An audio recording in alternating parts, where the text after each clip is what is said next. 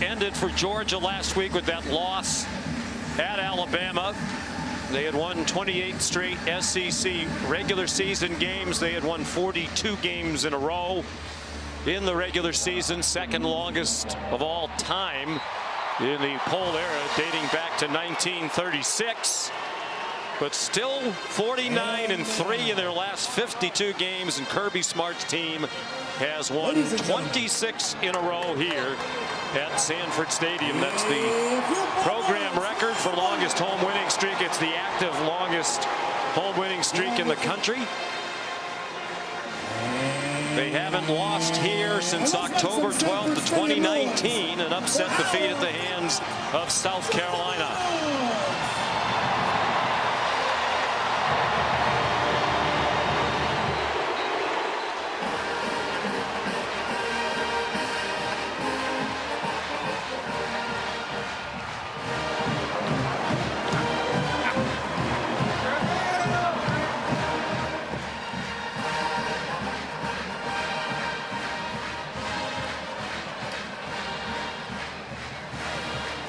And now the coin toss.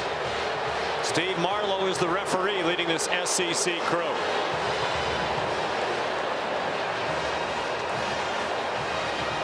Georgia won the toss and elects to defer. Auburn received to start the first half.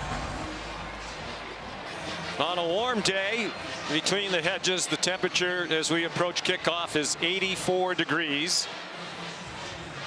The light breeze here today. Down to the field again. Here's Molly with Kirby.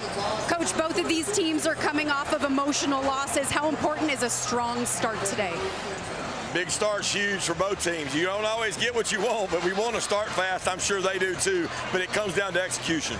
Auburn is talented but turnover prone. How do you force some of those mistakes? Well, we tried all year. We've been trying to get a lot off people. That's one of those things that I don't think you can actually control. We got to affect them and put them into turnover situations. They got a really strong team.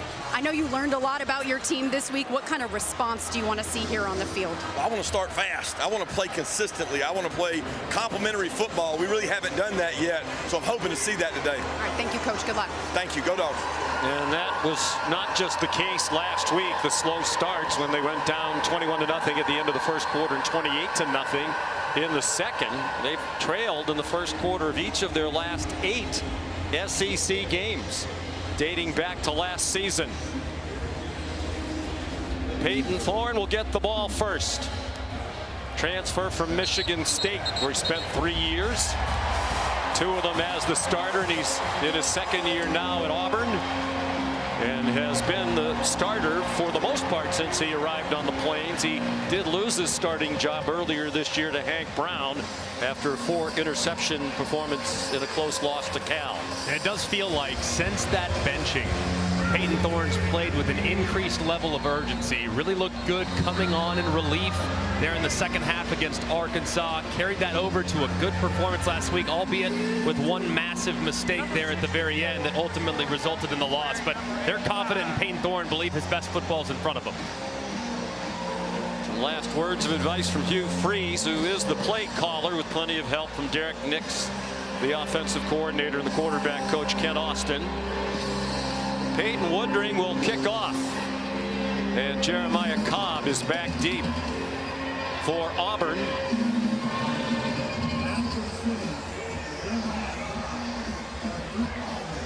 "25 kickoffs for Woodring this year, 14 of them touchbacks.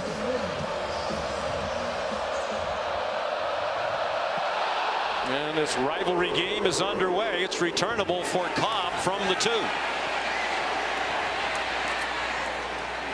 And Auburn will start at the 24-yard line. Here are some impact players presented by the Home Depot. For Auburn, it's their running back, Jarquez Hunter. Everything runs through Jarquez. They need to continue to feed him, maybe take away some of those RPOs and just give him some call it and run it runs. Keandre Lambert-Smith transferring over has become a steady and reliable veteran there on the perimeter. Defensively for Georgia, Jalen Walker is amazing. He'll play a little more off the ball linebacker, and Malachi Starks trying to bounce back after a bad first quarter performance last week.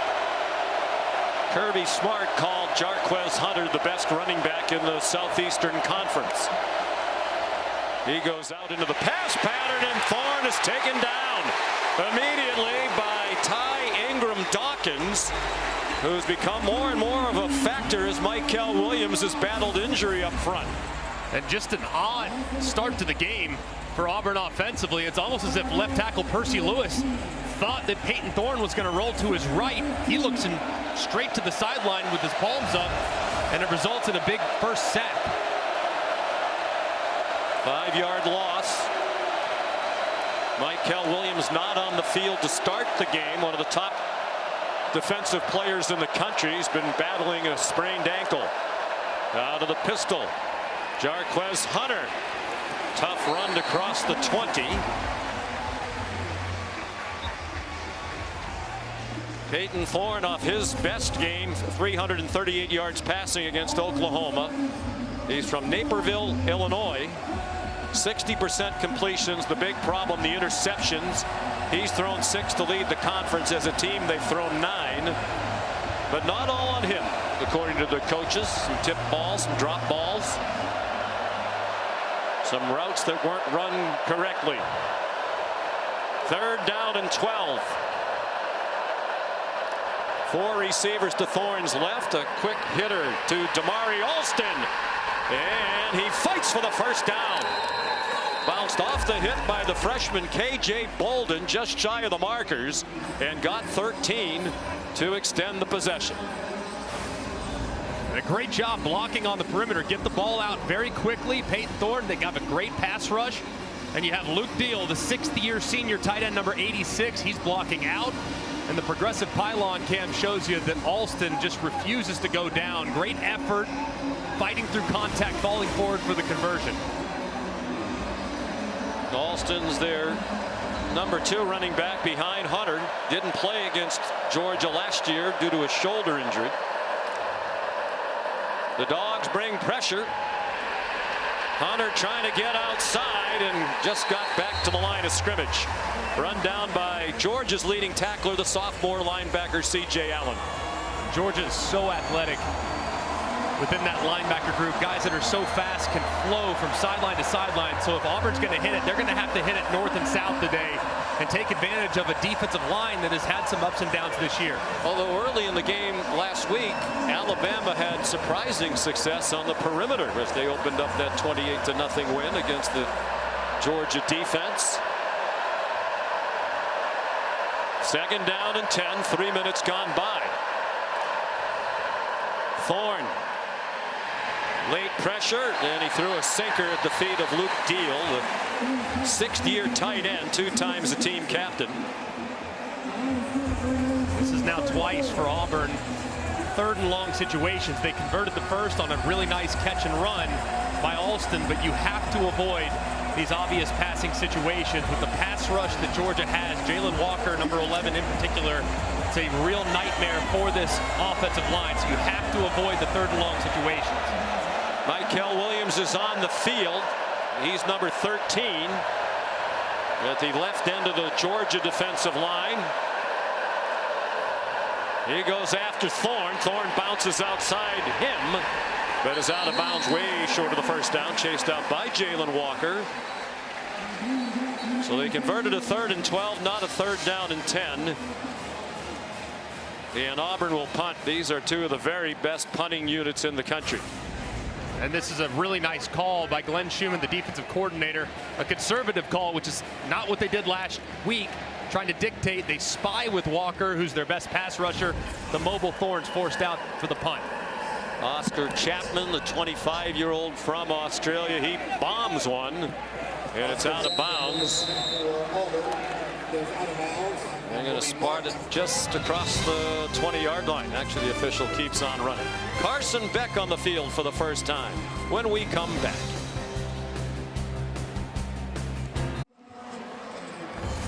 Well, last week at Tuscaloosa, really a down and up game for Carson Beck. The 50 attempts, 439 yards passing, all career highs, were the 3 interceptions as well. So for the year, 63%. That's down more than 9% from his record-setting completion percentage last year. They had not, as a team, turned the ball over through the first 3 games, and then Beck committed 4, including a lost fumble. He also took a safety for intentional grounding in the end zone.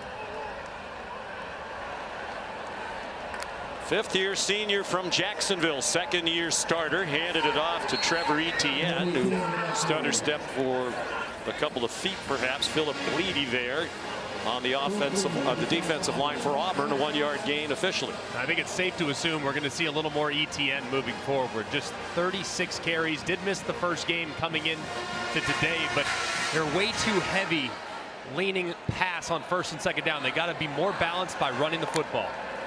Well, their 3rd down numbers are way down, and the biggest reason why is they haven't been anywhere near as good on 1st and 2nd down. The quick pop to the speedy Arian Smith. Jalen McLeod made the tackle for the Tigers. And Georgia will go quickly. Last year they led the country 55%, averaged under 6 yards to go. This year 33%, more than 7 yards to go, and they don't convert this one. The catch by Dylan Bell, but right there was Jay Crawford to make the tackle, part of a young secondary for the Tigers. He's a true freshman. That is a heck of a play by Crawford there. Shallow cross running away with Dylan Bell.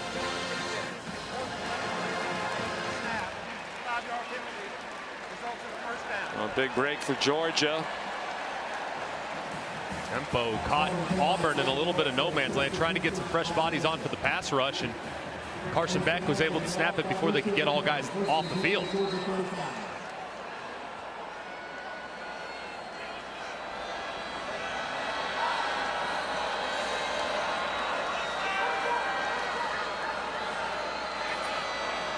Etienne, the running back, transfer from Florida. He got stood up. Got about 4, perhaps 5. Officially a 4-yard gain. Dorian Mausi made the tackle, a transfer from Duke. They've been rolling an awful lot of guys defensively the last couple of weeks. As many as 24 guys will see the field defensively for the Tigers. They like their depth, and they feel like they're solid across the board, especially a linebacker. Branson Robinson in at running back now. 4 receivers, 2 to either side of Carson Beck. 4-man rush, well blocked. The check down to Robinson, and he's upended. Good tackle in the open field by Caleb Wooden, a junior from Lawrenceville, Georgia. A gain of 3, and here comes another Georgia 3rd down. DJ Durkin is the defensive coordinator for Auburn. So far, it's a pretty good start for Georgia. Both of their 3rd down attempts have been manageable. 3rd and 5, now 3rd and 2. A huge point of emphasis, be more efficient on 1st and 2nd down, like you referenced, Sean, to make these 3rd downs a lot easier, where you have the option to both run or pass. Etienne back in at running back in the pistol. Play action pass and a wide open receiver. Lawson Lucky, the tight end, delivers a blow at the end of the play. It is out of bounds at the 24 with a pickup of 33. And this is so difficult with the hard play action. Number 9, Eugene Asante. See his eyes in the backfield. He thinks it's going to be a handoff to throw it right behind him and hit Lawson Lucky for a nice gain. That's a great job there by the offensive coordinator, Mike Bobo. An excellent execution from Carson Beck and his tight end, Lucky. There's Mike Bobo. Sideline warning issued against Auburn. Mike Bobo was the offensive coordinator at Auburn in 2021 for 1 year under Brian Harsin. Said they really enjoyed it there. Matter of fact, he has a couple of daughters who are approaching college age who want to go to Auburn.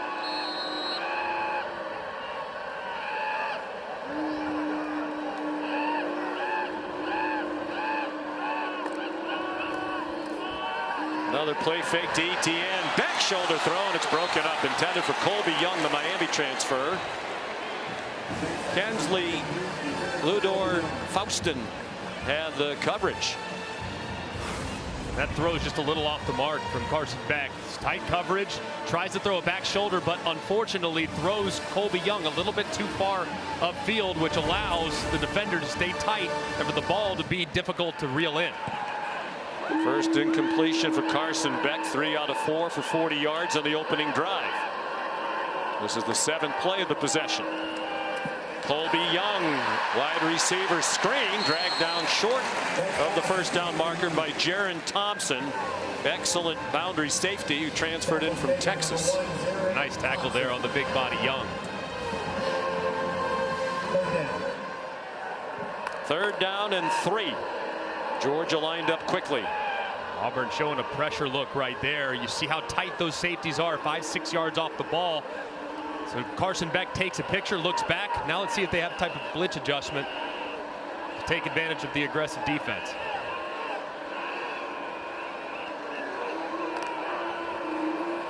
Beck dumps it off in the flat, out of bounds. Goes Etienne. Looks like a first down, and it is.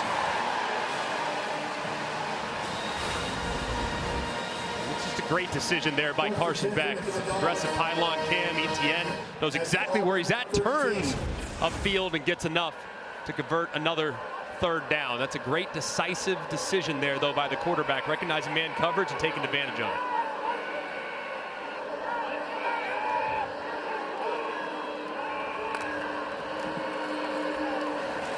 Branson Robinson back this year after he missed all of last season with a knee injury. 2-yard gain. Well, as we mentioned, they've been a slow starting team, and it wasn't just last week at Alabama.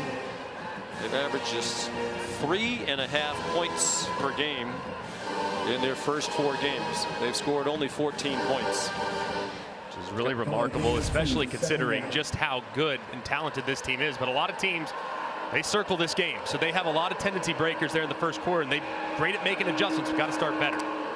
10th play of their first possession. Nice pocket. Etienne weaving through the open field down to the pylon. He got belted and he's out of bounds at the 1. Nifty run after the catch. He got 9. He almost got it into the end zone. And just great effort by Etienne. And right there, that left foot out of bounds. So a good call by the official. First and goal at the 2. Etienne, touchdown, Georgia.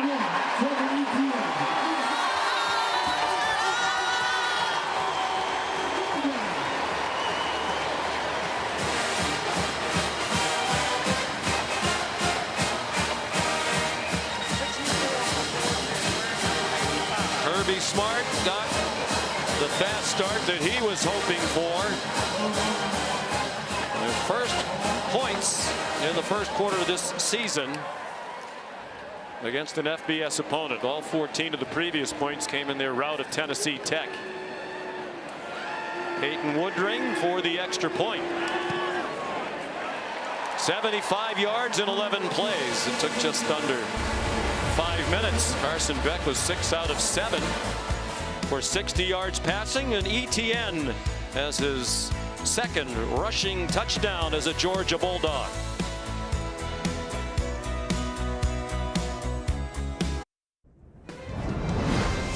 SEC on ABC is presented by Burger King. You rule. 129th meeting back in 1982, the only time Herschel Walker and Bo Jackson were on the field together in a college football game. The top-ranked Bulldogs hung on to win 19-14. They claimed the SEC championship in the process. Herschel Walker ran for 177 to go over 5,000 yards for his career. He went on to win the Heisman Trophy that year.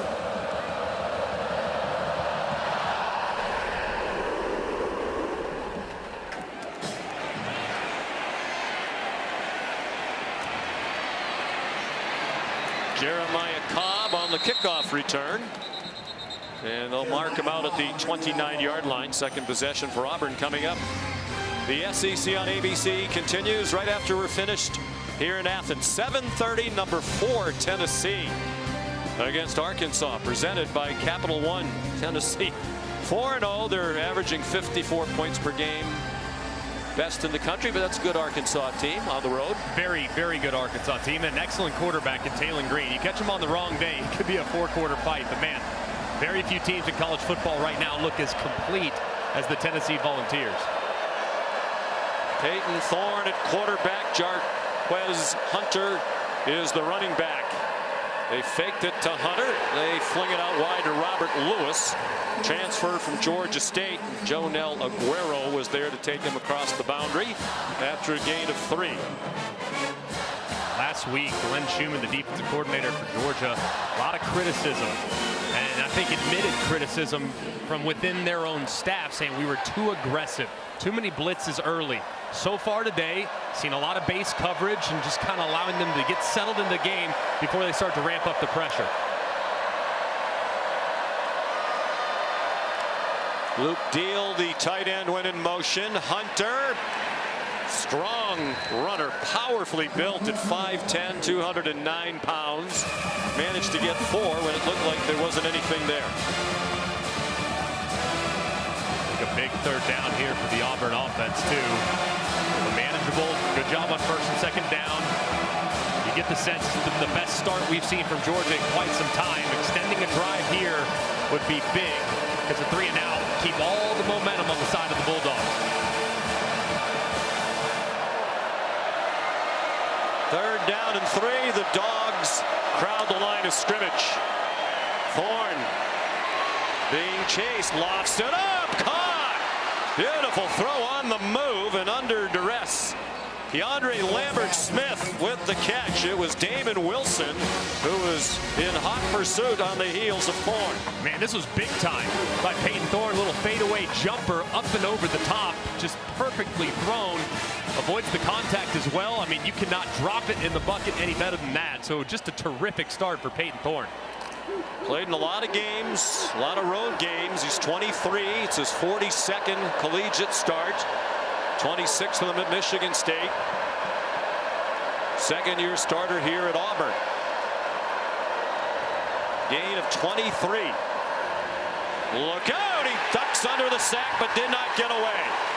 Ty Ingram Dawkins again for Georgia. This is now 2 times on the left side where it looks like Percy Lewis, number 73, is late on the snap. You're on the road, it's difficult, but that line is sliding completely from left to right. Lewis doesn't slide fast enough.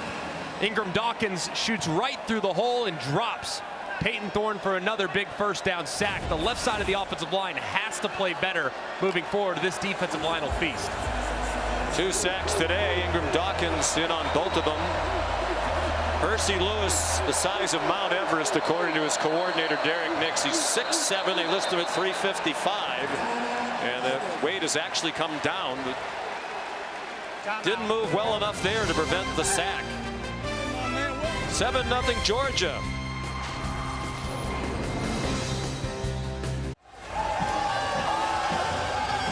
Back in Athens, the Taco Bell Live Más student section, all season long student sections across the country competing to be the Taco Bell Live Más student section of the year. Download the Taco Bell app to learn more. This Georgia defense playing without the veteran Smile Munden, senior linebacker, 28 career starts, not in action today with a foot injury. But as usual here at the University of Georgia, a lot of depth at the linebacker position and everywhere else for that matter. 2nd and 17 after the sack. Peyton Thorne time, that time has a man very close to the first down. DeAndre Lambert-Smith again in his first year after 4 at Penn State. And just a great throw by Peyton Thorne.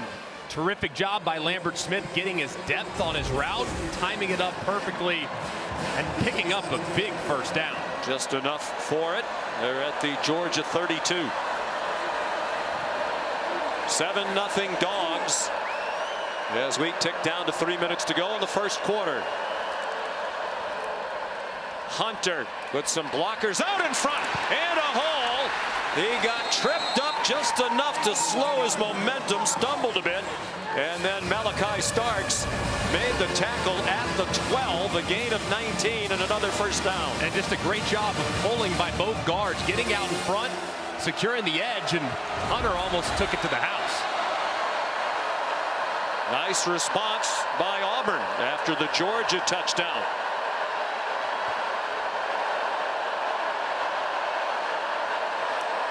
Out of the gun, the fake handoff to Hunter, back shoulder throw, Goes through the hands of Cam Coleman.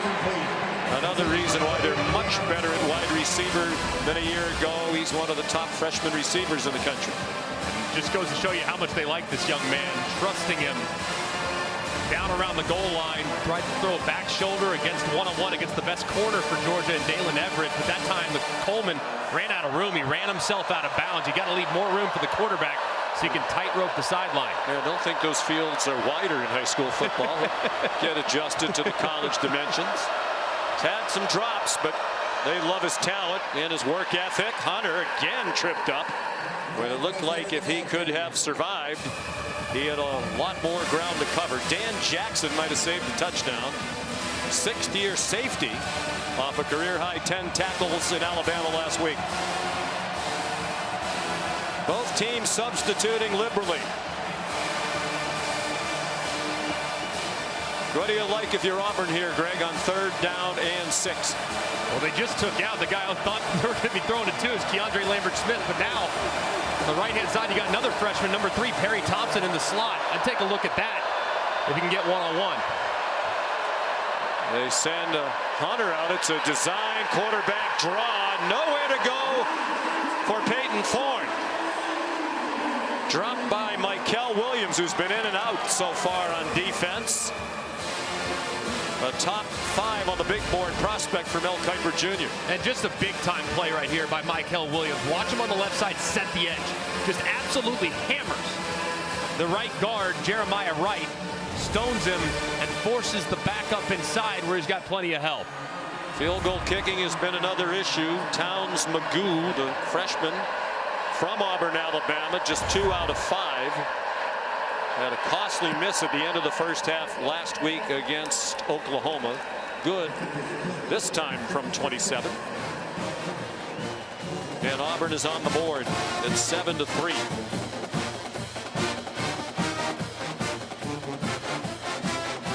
And it's time for today's Aflac trivia question.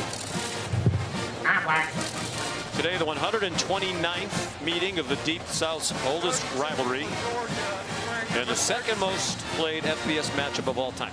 Now, I gave away the answer, so if people were tuned in earlier and paying attention, they should know the answer. Were you paying attention?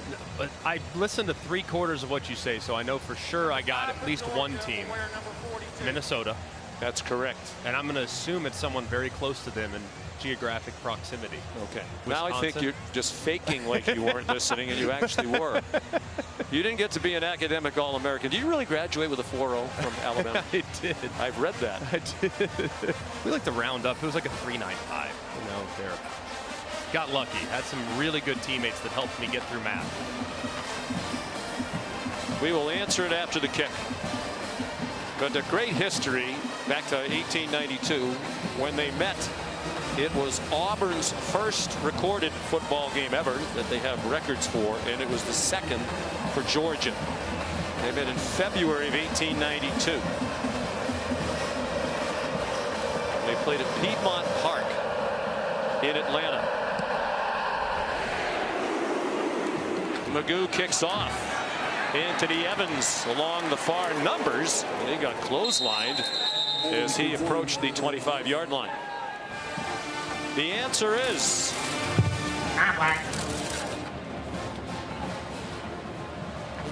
Minnesota and Wisconsin will meet for the 134th time this year. That's the Aflac trivia question. I don't know. They played for the Paul Bunyan Axe for all of those meetings. I feel that appeared somewhere in the middle. Between 1 and 133. I've done a few of these Georgia-Auburn games, and a lot of interesting stuff has happened back to 1892. Toss to Trevor Etienne. Brother Travis, the great star in Clemson, all-time leading rusher in the ACC, now in the NFL with the Jaguars, a 3-yard gain. You can really sense that Mike Bobo has circled Etienne on his call sheet because he just hasn't gotten enough touches up to this point. They bring him in from Florida. He's a dynamic playmaker, not just in the run game, but also a terrific receiver coming out of the backfield. He just has to be more involved to take a little pressure off this passing attack. Beck out of the gun. A catch and a first down. Dylan Bell That hit hard along the far sideline, but a gain of 7. Mike Bobo's son Drew is the center today, been the backup. But Jared Wilson, their starter to this point of the year, is out, at least for now, with the foot sprain suffered last week. Drew Bobo played only 1 play last week at Alabama when Wilson went out, but it was a touchdown on a Dylan Bell run. ESPN's presentation of college football on ABC will return after this message and a word from our ABC stations. Coach, Georgia struck first. What do you need to do to keep them out of the end zone here? Well, I mean, we stopped them and had a penalty, you know, held them to 4th down, and we get 12 men on the field, and then we've got to score touchdowns. We had a good drive there, and we've got to finish those with touchdowns. Hopefully we can settle in and play, make them earn every point they get. And, you know, I think we're playing hard and playing well, but, I mean, they're a really good team. All right, thanks, Coach. Thank you. That's code for if we don't keep turning it over. Hugh Freeze in his 2nd year. They're 8-10. They believe the future is bright. They're recruiting very well. Wide open is Colby Young, and he's across midfield. Beck on target out of the gate today, 8 out of 9. And he has completed passes to 6 different receivers. Be careful for a shot right here. It looks like Georgia's going to throw one downfield. ETN taken down at the 43.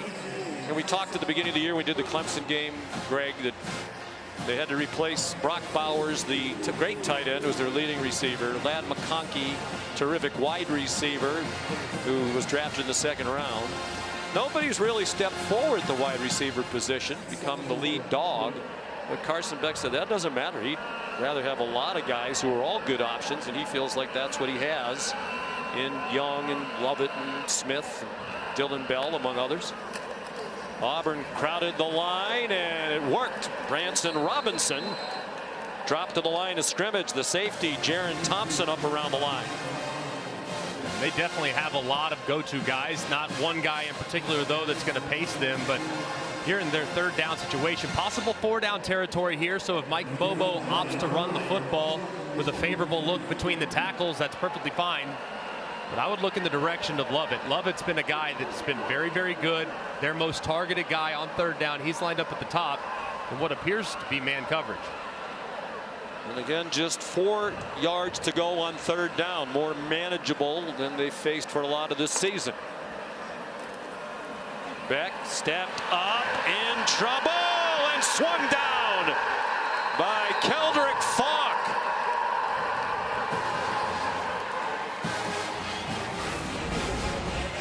How about the rush on the right side by Keldrick Falk, working against Xavier Truss? He just wins. Long arm with the right hand, dislodges and drops Beck before the shallow cross can win. Just a great job there by the Auburn defense, and of course the sack leads to the automatic punt. We're thinking about going for it on 4th. First sack for Auburn, 4th for Falk this year. He leads their team. And here's Brett Thorson. Both of these teams with Australian punters. That's a mile high. And Keontae Scott made a fair catch. 43-yard punt. And as usual, no return against Georgia. UFC 307 is tonight in Salt Lake City, highlighted by 2 title fights. The main card begins at 10 Eastern on pay-per-view, with the prelims at 8 on ESPN News, ESPN Deportes, and ESPN Plus. To order the main card in English and Spanish, go to espnplus.com/ppv. You'd probably order it one or the other. You probably wouldn't do both unless you just wanted to prove that you're bilingual. Auburn from its own 12. Down 7-3, 3-touchdown underdog today. Here's Alston. Again, tough at the end of the run. Broke free from the tackle of Malachi Starks with a lunge to pick up the 1st down. This is really a curious technique here. Watch the end man on the line of scrimmage here. And watch how he engages. That's Wilson. He engages, then all of a sudden he breaks inside. It's almost like he thought Alston was going to break inside. Instead, he bounces to the outside and they lose contain. That's something that Glenn Schumann has said, is that these backs are a little bit shorter and they're hard to see. So we can't guess in that particular case, end man of the line of scrimmage guess, and it leads to a big play. Alston just 5'9". Hunter listed at 5'10". Thorne running for his life and runs out of bounds, chased by Damon Wilson. Hugh Freeze said Thorne gained even more respect from his teammates last week in the game against Oklahoma. Ran the ball 17 times, and he took some shots and just kept bouncing back up and playing. It was one of the best games I've seen him play in an Auburn uniform. I know everyone's going to focus on the pick six and the mistake made there at the end, but man, he put the team on his back on several occasions last week and really gave him a chance. His Auburn career high with that one interception came when they led with 4 minutes to go. A 63-yard pick six by Kip Lewis of Oklahoma. Their only turnover of the game, far fewer than they've had previously. It is astounding, Greg, when you look at it. They lost to Cal by a touchdown. They were -5 in turnovers. 4 interceptions, a lost fumble. They lost to Arkansas by 10. 4 interceptions and a lost fumble. They were -3. And last week against Oklahoma, just the 1 turnover. But Oklahoma scored on defense for the go-ahead touchdown that stood up in the final minutes. No turnovers today. Can they convert a 3rd down and 5? Damari Alston, the running back. Thorne running out of time, tries to zing one. It was caught. Was he in bounds? Rivaldo Fairweather, the tight end, apparently he was. They're going to give him the catch at the 39 for 11 yards and a 1st down. Let's see if the left knee is down. Is it in bounds? That left foot is. Auburn's going to go fast. Yeah, that was a heck of an effort. Play stands. Alston again. Another tough run. Jeremiah Wright, the guard, came out to try to help him at the end. They ran the ball last year very successfully against Georgia and hung in the game. Georgia was #1 when they went to Auburn for their first road game of the season, and it was a 20-20 game with under 3 minutes to go. Carson Beck threw a late touchdown pass to win it. Kirby Smart's defense was run on last year by the Tigers, particularly Peyton Thorne.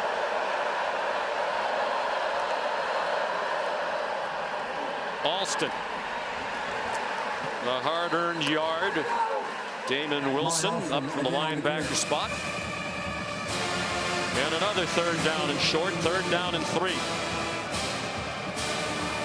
So far, Auburn done a pretty good job getting the ball out a little bit quickly on their 3rd and longs. But here, 3rd and 3, you can lean towards the run. Identify the defenders. How many are in the box? If there's a light box, you can run and pick this up. Quarterback run's also your friend, but if you want to throw it, you're going to look in the direction of Rivaldo Fairweather. He's number 13. He's their tight end, and he's their most dynamic weapon on 3rd down. There's their leading receiver last year, not so with the improved wide receiver core. There's a flag down. Play is whistle dead. Before the snap, false start, offense, number 73. 5-yard penalty, 3rd down. That's a killer. 3rd and 8 now. It's Percy Lewis, transfer from Mississippi State. That's just brutal here. Tough start to the game for Percy Lewis. A couple sacks given up. This time, clearly having a difficult time with communication. He's clearly not been on the same page as his guard a couple times, which resulted in sacks. That time he leans early and makes the 3rd down a lot more difficult. And if Mount Everest flinches, it's going to get noticed. So now 3rd down and 8. 8.5 to go till halftime.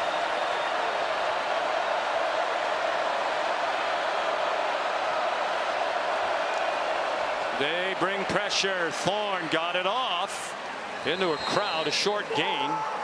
Keandre Lambert-Smith about 3 yards short, 3.5. And Hugh Freeze is going to send the punt team on after a 5-yard gain. Looked like it. Hugh Freeze saying to Peyton Thorne, man, you had the corner. There was an unblocked defender coming off the right-hand side. The corner was open, but he had to get rid of the football because Georgia decided to pressure that time and overloaded their protections. Just a half-second longer, you might have a big play. Oscar Chapman. Tumbling punt, end over end, and a fair catch made at the 20 by Anthony Evans. 35-yard punt. It's homecoming. A little nap for Uga. Undoubtedly will rejoin the proceedings shortly.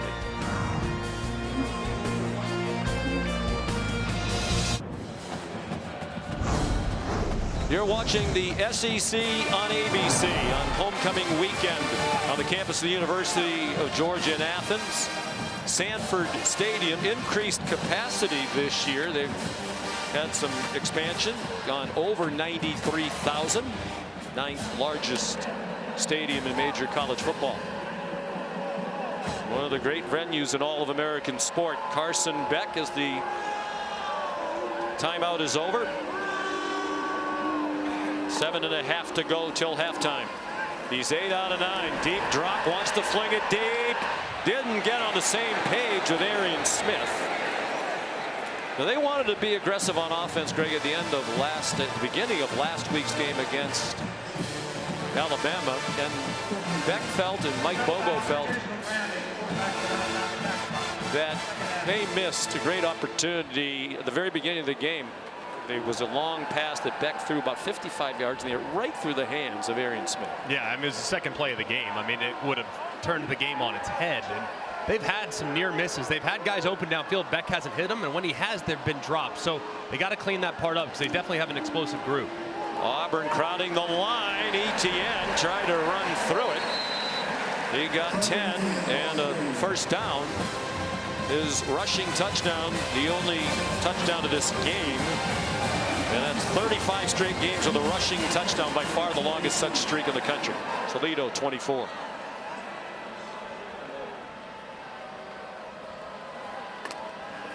Ben Jurasik, the transfer from Stanford, was the motion man.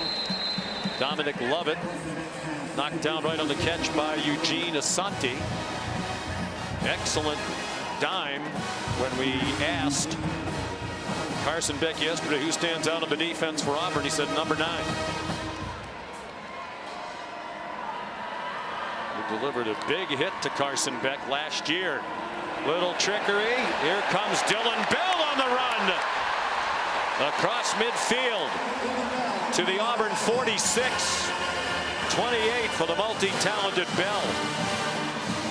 That was really nicely designed as Bell goes off. So hard to deal with in the open field. As you remember last year, because of some injuries to their running back spot, he actually moved back to running back, and he is difficult to bring down, but shaken up now, and hopefully he'll be all right. Got a rushing touchdown and a long receiving touchdown last week in Tuscaloosa. Threw a touchdown pass last year.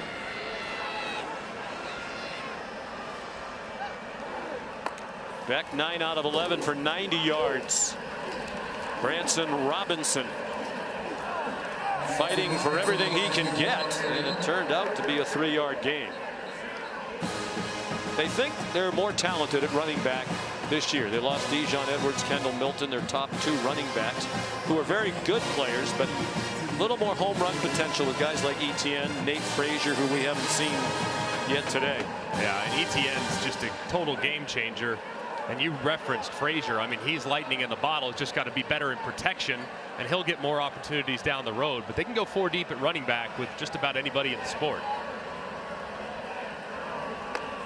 3 receivers to the left. Branson Robinson, good bounce to the outside, stumbled forward and did not quite get to the line to gain. It'll be 3rd down and 1 as we go under 5 minutes to go till the half, and Georgia leading 7-3. A little earlier in the game on 3rd and 2, Mike Bobo decided to go with a heavy play action and throw it down the field. Here on 3rd and 1, I don't even go play action. This is 4-down territory. I'm dropping back with Carson Beck. I'm finding my fastest receiver, Arian Smith, and I'm throwing a shot downfield. Their average yards to go on 3rd down today is 3. Much better than it's been so far this year. Robinson. First down. Ducked under a hit from Jaron Thompson.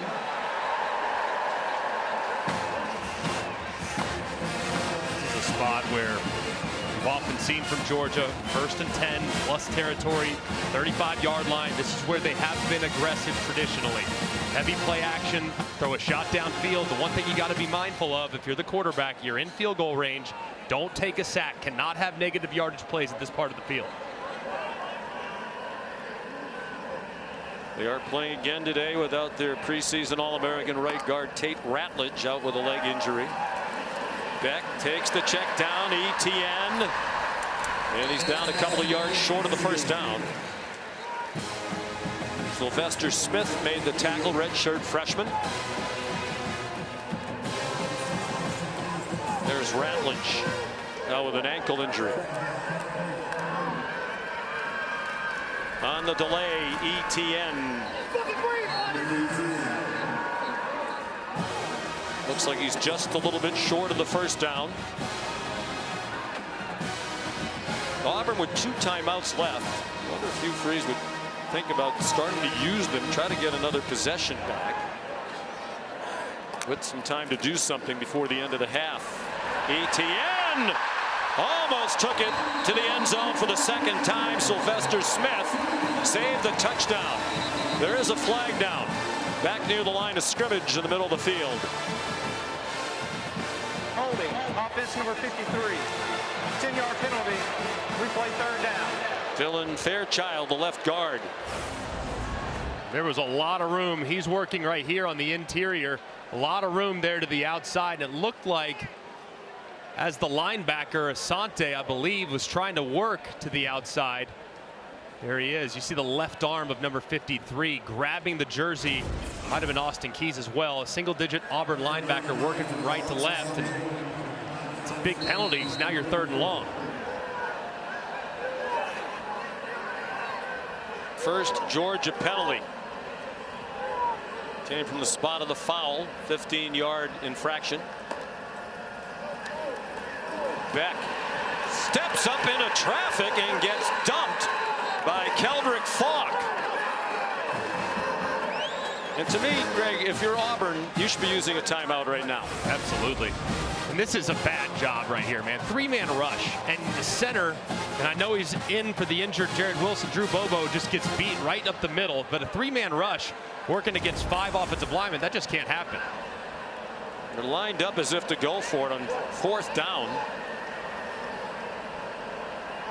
A 2-minute timeout is going to stop it. Will they actually go for 4th down and 13?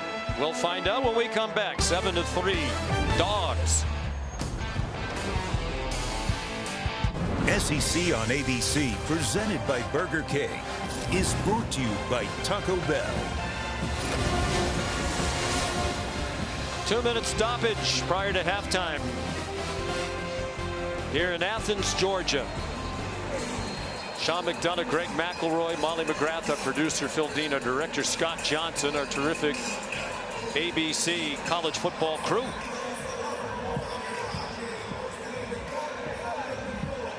Fourth down and 13, and Carson Beck is coming back out on the field, Greg. They're at the Auburn 38, leading by 4.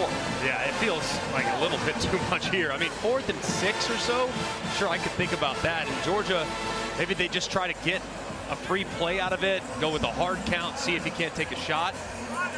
But 5 for 5 last week, in part because when they got way behind, they said we're going for every 4th down. Yeah, 4 all the way home. But here was a big part of their comeback to get back into the game, converting. But this is a lot, and if you get stopped here, you turn it over to Auburn with good field position and 2 timeouts left for the Tigers. Like that, he'll try to get them to jump operation. And a flag thrown for delay of game. Delay of game, offense, 5-yard penalty, 4th down. And now you punt, and you got your punter a little more room. Good job there by Auburn, knowing the situation and choosing not to do anything crazy. So here's Thorson.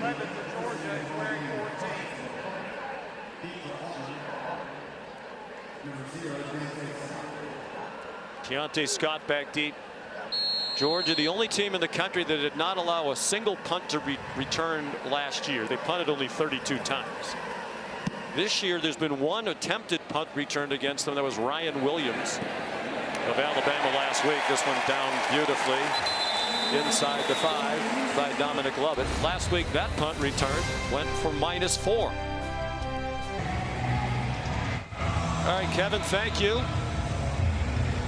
And it is a spirited rivalry, not just because it goes back a long way. When we talked to players and coaches yesterday, they all talked about what a heated rivalry game this is. Stats pretty even. Time of possession almost dead even. Auburn up against it from its own 3-yard line.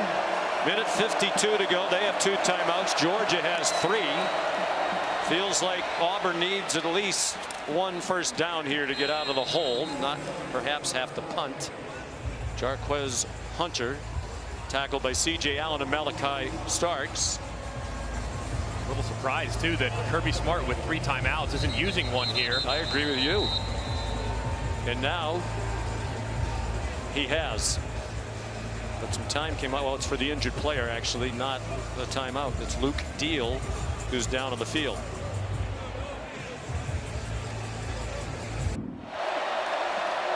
Luke Deal got rolled up on by Kristen Miller. Quick tape job. He'll likely be back in an Iron Man. And now a flinch before the snap.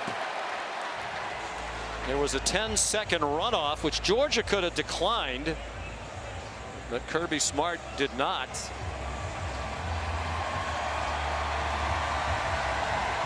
Xavion Miller, we believe, guilty of the penalty, but no call yet from Steve Marlowe.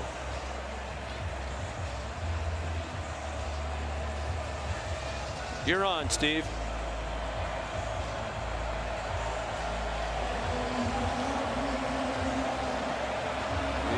Some of his fellow officials are over explaining to something to Kirby Smart, and that's why Steve's looking over in that direction. I wonder if it goes back to the runoff on the previous play. Oh, I bet you that's what it is. I'm assuming there would be no discussion on a false start. False start. Offense number 72. Half the distance to the goal is still 2nd down. The penalty carries a 10-second runoff, which will be declined. The game clock will start on the snap. I'm surprised he didn't decline the previous 10-second runoff, which he could have done as well. He has all 3 timeouts left. And now I guess we see why Hugh Freeze didn't use timeouts on defense, because perhaps he was afraid of this scenario. Neither team has turned it over. Critical that Auburn be sound with the football here. Thorne has a man trying to run under it, and he airmailed Ken Coleman. But Daniel Harris running in coverage. That looked promising for Auburn for a moment when Thorne had time in the end zone. Yeah, and just off the mark there, I mean, it looked like Coleman was breaking to the inside. Thorne threw it to the outside, so not sure who was right, but that's happened before where they haven't been on the same page. But here, you would think that Auburn probably got to try to convert this 3rd down. I would say hand it off. I don't agree, because with the 3 timeouts, Georgia has enough time. No doubt. So your best chance of getting the first down is throw the ball. Yes. Georgia's going to have enough time whether you throw an incompletion or not. So much for that theory. Now timeout by Georgia for sure. To the 8-yard line went Hunter for a gain of 4. But I think with 1:10 to go and 2 timeouts left and probably good field position, they should have enough time to score. Kick off your Week 5 NFL Sunday at 10 a.m. with the Countdown crew on ESPN and the app. They'll have the early breaking stories, injury updates, previews of each game right up to kickoff, and then cap your Week 5 with Monday Night Football on ESPN, ESPN Deportes, and ESPN Plus. At 8 o'clock Eastern, the New Orleans Saints and the Kansas City Chiefs. Peyton and Eli will be on ESPN2. Coverage begins with SVP and the Monday Night Countdown crew at 6. Saints after a flying start, now 2-2. Chiefs are 4-0. They're the only undefeated team left in the AFC and one of 2 in the league. The Minnesota Vikings. What a job Kevin O'Connell and that staff are doing. How about Sam Darnold? The comeback player of the year so far in the first month of the MVP. He's playing unbelievable football. They could use a good one from Oscar Chapman.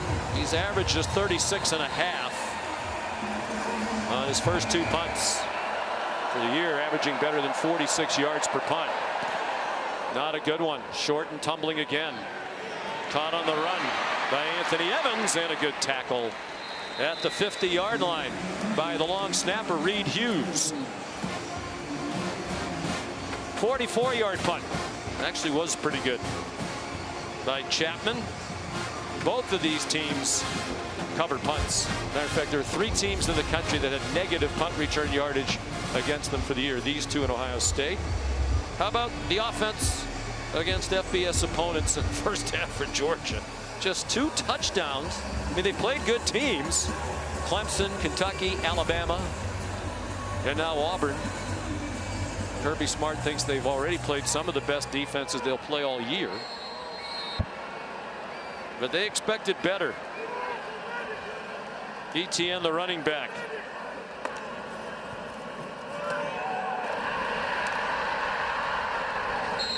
Dominic Lovett. A gain of 8. Peyton Woodring does have a big leg. He made a 55-yarder earlier this season. That was indoors against Clemson in Atlanta. Beck checks it down. ETN. Tackled by Eugene Asante. He is, well, they're going to give him a mark that looks like it might be a first down. And it is. They're moving the chains. That saved Kirby Smart a timeout. Had that been short, he would have had to call when he was standing right by the head linesman. And now a stoppage. They're going to take a look at the spot. The ruling on the field is the ball carrier made the line to gain. The previous play is under further review. So we'll go to Ken Switzer in the replay booth. I don't think Hugh Freeze liked the spot. Does look as and if I agree with him. His momentum brings him almost all the way back to the 40.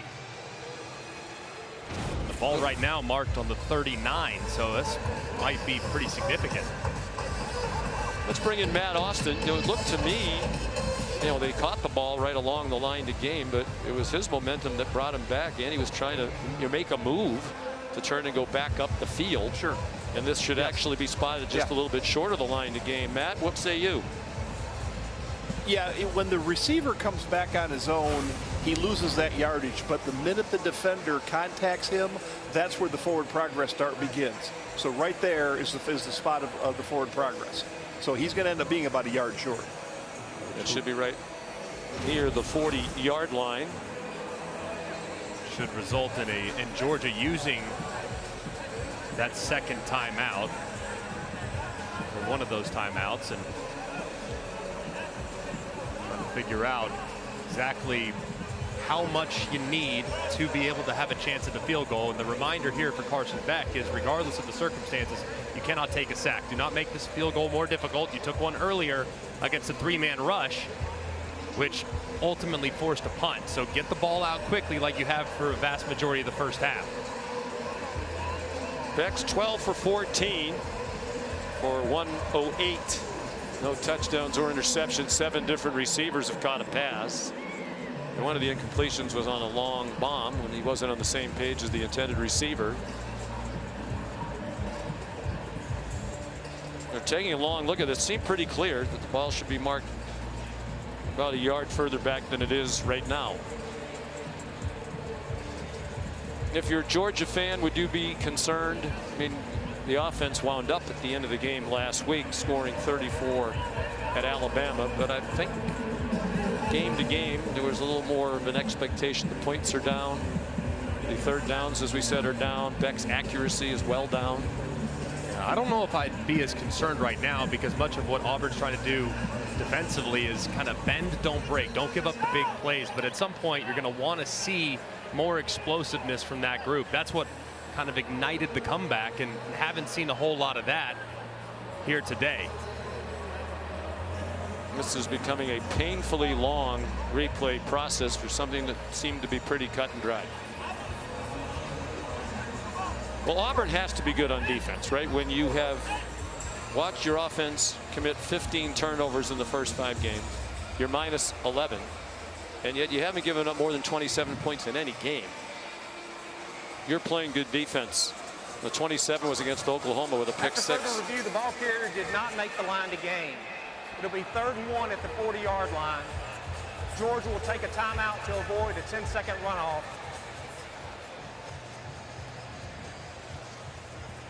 DJ Durkin's defense doing it again. And they've been in some tough spots all season long. Probably a defense that hasn't gotten enough credit for the way it's played. They're very solid. I mean, across the board, they don't have 11 guys that are all going to go in the first 100 picks like Georgia had a couple years ago. But they have a very solid group with very few weaknesses. They're very good in the secondary. They're deep along the line of scrimmage. And I think they've executed their plan very nicely today.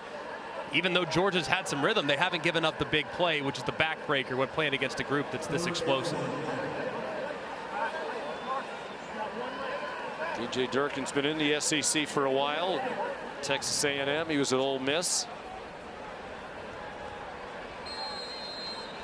Formerly the head coach of the University of Maryland. So 3rd down and 1 with the clock stopped. Georgia now down to 1 timeout. Auburn is 2. Trevor Etienne, the running back. And he breaks through, makes a man miss in the secondary, and has a 1st down inside the 20.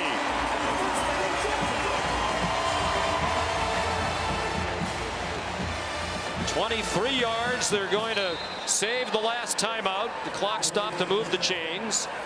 They're at the 17, 1st and 10. 3-man rush. Check down to Etienne, out of bounds at the 11-yard line with 23 seconds to go, and still the timeout in their pockets. Smart job there too by Etienne, knowing where the sideline was. Carson Beck knew you can't take a sack in that situation because that would force another timeout. Get it to your outlet, and hopefully your back can get to the sideline. And some tired-looking defenders for Auburn, but Georgia not substituting, so Auburn isn't going to run the risk of a substitution. Etienne 54 yards rushing on 9 carries, and the game's only touchdown. Beck, high throw, caught by Dominic Lovett. It looked like when it left his hand it was intended for Dylan Bell underneath. It went over his head and Lovett caught it for the touchdown.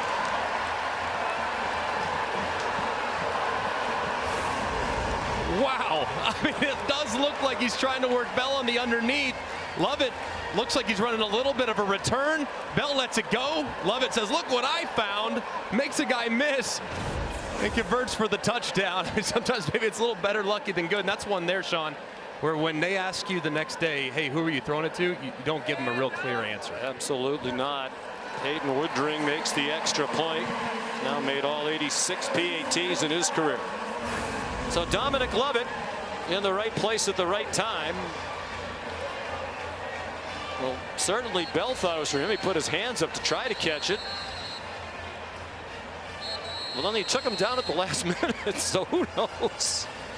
But for Lovett, it's his 2nd receiving touchdown of the year, and a big difference maker in this game very late in the half. That was big time too, especially knowing that they'll get possession to start the second half, so a possibility to go 2 for 1. Hugh Freeze's defense hung in there a long time here in the first half without allowing guys a lot of space, and that time what appeared like it was a slightly broken play resulted in a touchdown for the Dogs. Much better numbers against Auburn today than the first half last week against Alabama. Of course, he exploded in the second half. They rallied from 28-0 down to take the lead with just more than 2 minutes to go. Georgia's 38-1 at home and leading at the half under Kirby Smart. Their only loss back in his first season, 2016, to Tennessee.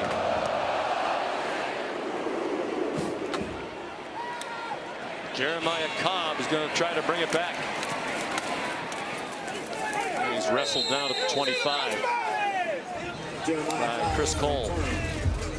Let's look at today's college football rankings brought to you by AT&T. Alabama with that win over Georgia last week vaulted to #1, but they're trailing at Vanderbilt.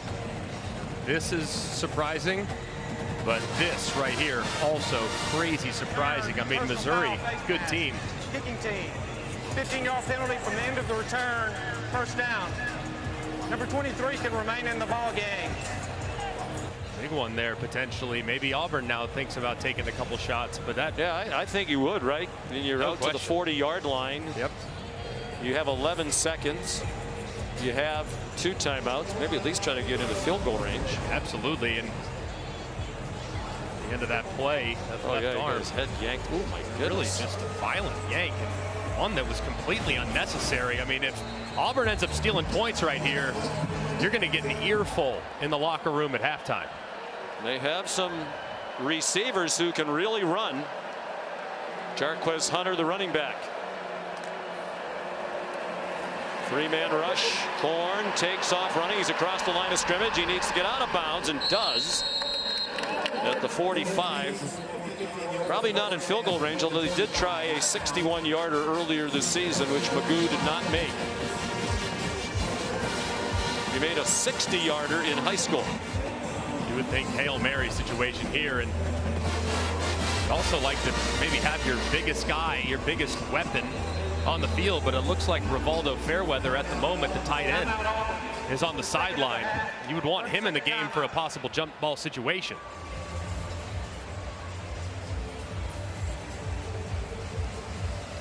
So while we have a moment, let's go back to the AT&T college football rankings. Miami's at Cal tonight. You mentioned that surprising Missouri score. To me, that is going to look worse than it was. They got a couple of really bad breaks earlier in the game, a couple of questionable calls that I think might have changed the tenor of that game early on. Yeah, the illegal man downfield that wiped out a touchdown was a backbreaker, but I mean, that is a big beatdown at the hands of an A&M team that might be coming into its own. I mean, they've now settled in. Wigman looked very comfortable in his return, made some really nice throws. So A&M's a team that no one's really talking about right now, but I can promise you, you do not want to play the Aggies as we move forward into October. Vanderbilt has scored again to take a 19-7 lead. That game is over on SEC Network. They still have about 9.5 to go to the half. Hail Mary defense here for Georgia. Safety's back near the goal line. 5 seconds to go in the half. Auburn does have a timeout, as does Georgia. And now Kirby Smart is going to call a timeout. The third and final of the half. 30-second timeout. This half was flying right along. I remember looking at my watch saying, they're going to play this first half in a little over an hour. Kirby was very animated just before they called that timeout. Glenn Schumann, his 34-year-old defensive coordinator, drawing something up on the board. Yeah, and just the reminder here from an offensive perspective. Peyton Thorne, you're probably going to buy a little bit of time, just a little bit of time to allow your receivers to run 45 yards downfield to get in the end zone. The other reminder for the quarterback, don't take a sack. Just throw it as far as you can. You can't take a sack in this situation, and keep it in the end zone. It's amazing how jacked up you get as a quarterback. Next thing you know, you throw it out the back of the end zone, no one can catch it. And then from the defensive standpoint, knock it down. Go up and play volleyball and spike that ball straight to the ground. Don't try to intercept it. Don't try to catch it, because that's when bad things happen. So spike it if you're on defense, and on offense, no sacks, and keep that ball in play to give your receivers a chance. Colby Young, a wide receiver, has come in as one of the 2 back in the end zone on defense for Georgia, along with Malachi Starks. They throw the quick pass. He goes down short of the marker. They need the timeout. And now they will try a field goal, you would think. Keandre Lambert-Smith went down immediately. Smart to do it, to make sure they had time to get the timeout. 30-second timeout. Getting to the marker doesn't matter with only 2 seconds to go. That was great execution there. I mean, to get 9 yards in just 3 seconds between the snap on the road, especially where sometimes the clock is a little bit unfavorable from time to time. This is big. So here's Towns McGoo, who has struggled. He wasn't expecting to be the kicker. They had Alex McPherson last year, who was tremendous, made all 13 field goals, but he's been battling a gastrointestinal problem. So McGoo, prolific high school kicker in Auburn, Alabama last year, made 6 field goals of more than 50 in high school, a state record, including a 60-yarder. This is 54 from the right hash mark. The breeze not a factor. Trying to make it a 1-score game at the half. It's blocked.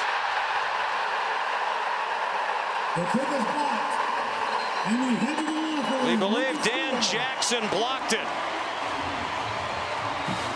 The former walk-on who said he felt like he was fully a part of the team when he earned his way on special teams and blocked a punt against Arkansas here back in 2021. Now he's blocked the field goal too. Snap was good, but from 54 yards clearly drives it really low, which allows Jackson to knock it down. What another big special teams play. Here's Molly. Coach, what's your reaction to that blocked field goal right there to end the half? Well, it's about time. We had gone an entire year without blocking a field goal, and we take a lot of pride in that. So I'm really happy for the work we put into that to get that. We talked about fast starts. What are your thoughts on the offensive performance in the first half? Good and bad, hot and cold. I feel like we can run the ball better than we are. We've had 2 runs that almost broke out that should be explosives. It's hot, and both teams are reeling a little bit. Thanks, Coach. Thank you. That is the end of the first half. The score, Georgia 14 and Auburn 3. We'll send you to the studio for the State Farm halftime report after this message and a word from our ABC stations.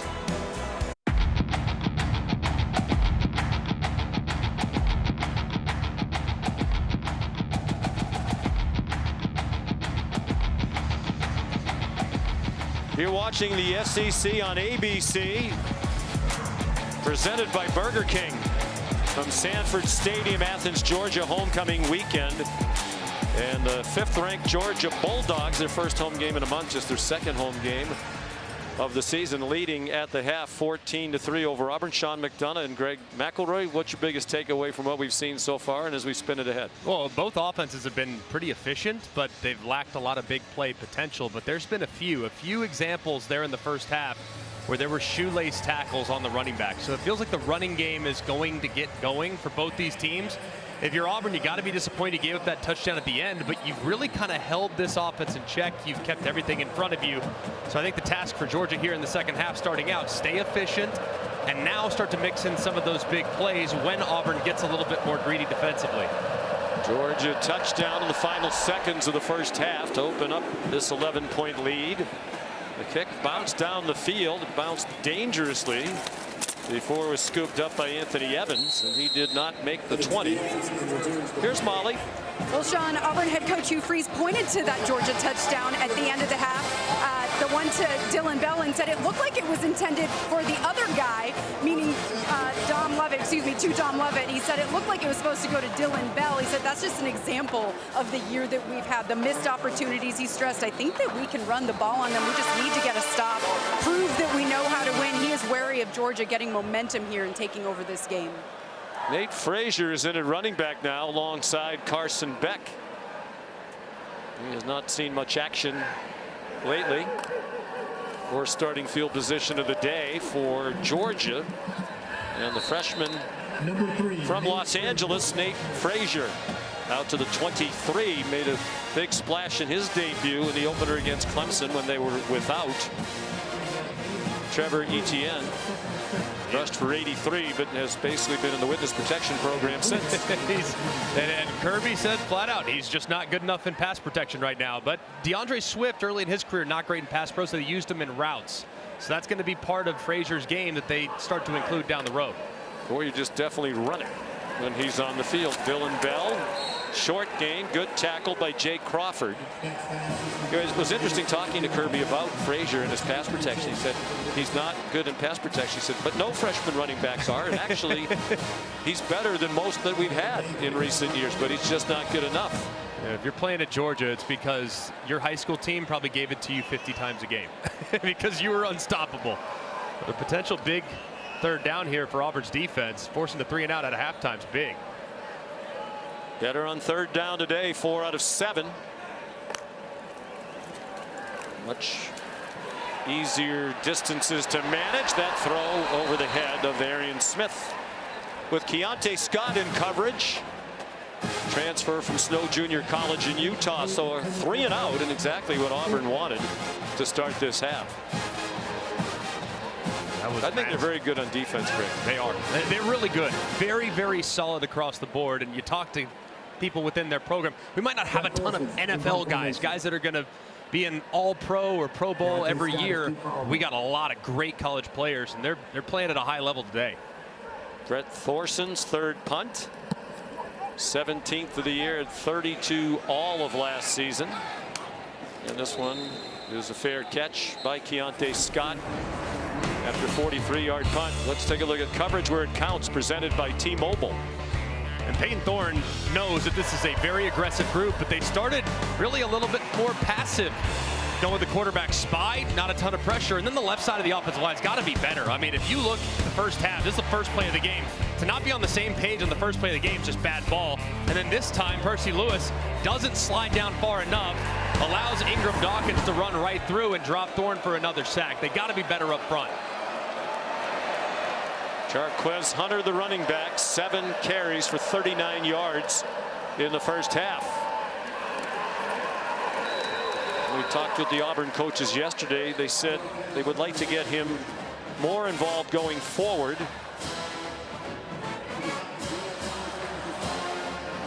When you look at Hunter, I mean, he's so difficult to bring down. And this is an offense that's based on the RPO. Everything centers around the RPO, so you always are going to have favorable looks. But Hugh Freeze, they called RPOs last week, resulted in throws, and he wants more runs from his outstanding running back. So I think they're going to maybe call a few less, and it certainly seems that way in the first half.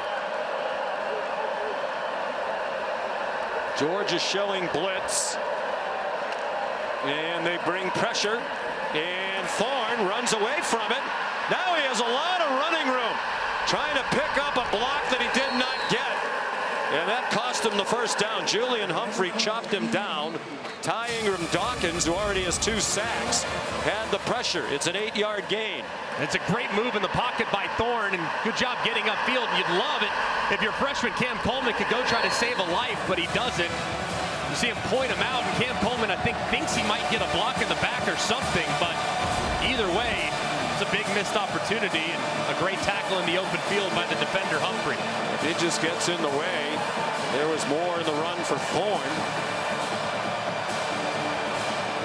With a 61-yard run against the Dogs last year, the longest of his career. Made something out of nothing there. Design quarterback run off the fake to Hunter. Well done. Good call by Hugh Freeze and Derek Nix and the offensive staff. Malachi Starks the tackle. And a good read, too. A little shift along the defensive line, but still, Chaz Chambliss crashes down on Hunter, which allows Peyton Thorne to pull it. He knows exactly how far he needs to get. Surges forward for another third down conversion.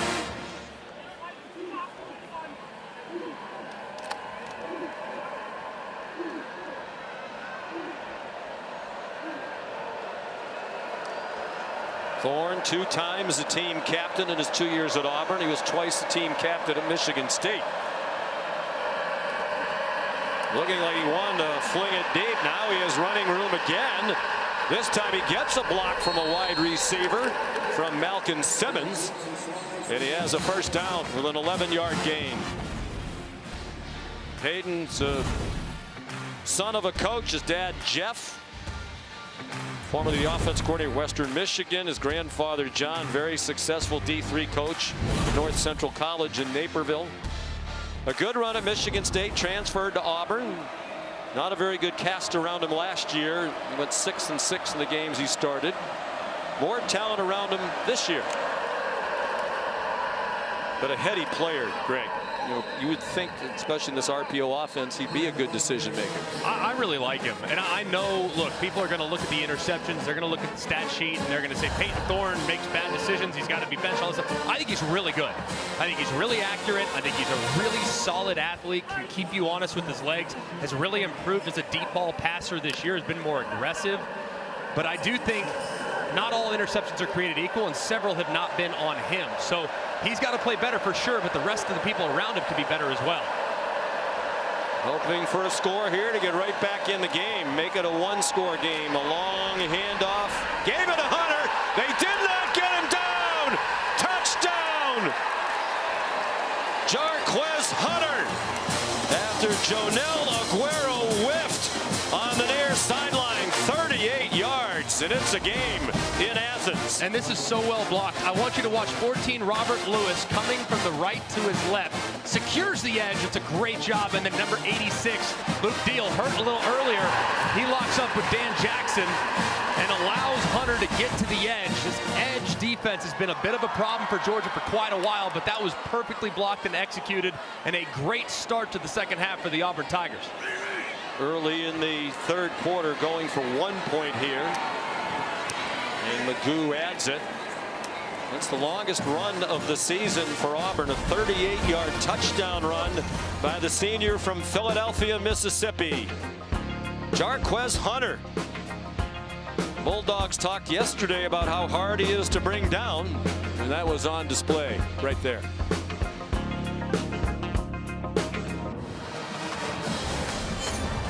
Time for our player check-in presented by Allstate. We check in with Jarquez Hunter, the 21-year-old running back from Philadelphia, Mississippi, in his 4th year in the Auburn program and constant improvement. Hugh Freeze told Molly we need to run the ball more in the second half. That touchdown drive was 6 plays, all rushes, and the TD by Hunter.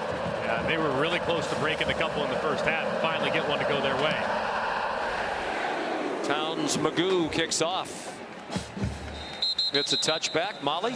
Well, Sean, no one was more excited about that Jarquez Hunter touchdown than the Auburn offensive linemen. They were very emotional, yelling in each other's faces, telling each other, we can impose our will on them. We can run the ball on this team, and you can feel the momentum swing, and you can tell that this Auburn team is full of belief right now, you guys.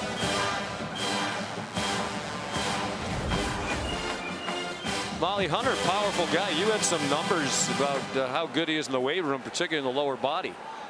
Yeah, that's right. Jarquez Hunter can bench close to 700 pounds. The only other person that even sniffs close to him is Eugene Asante.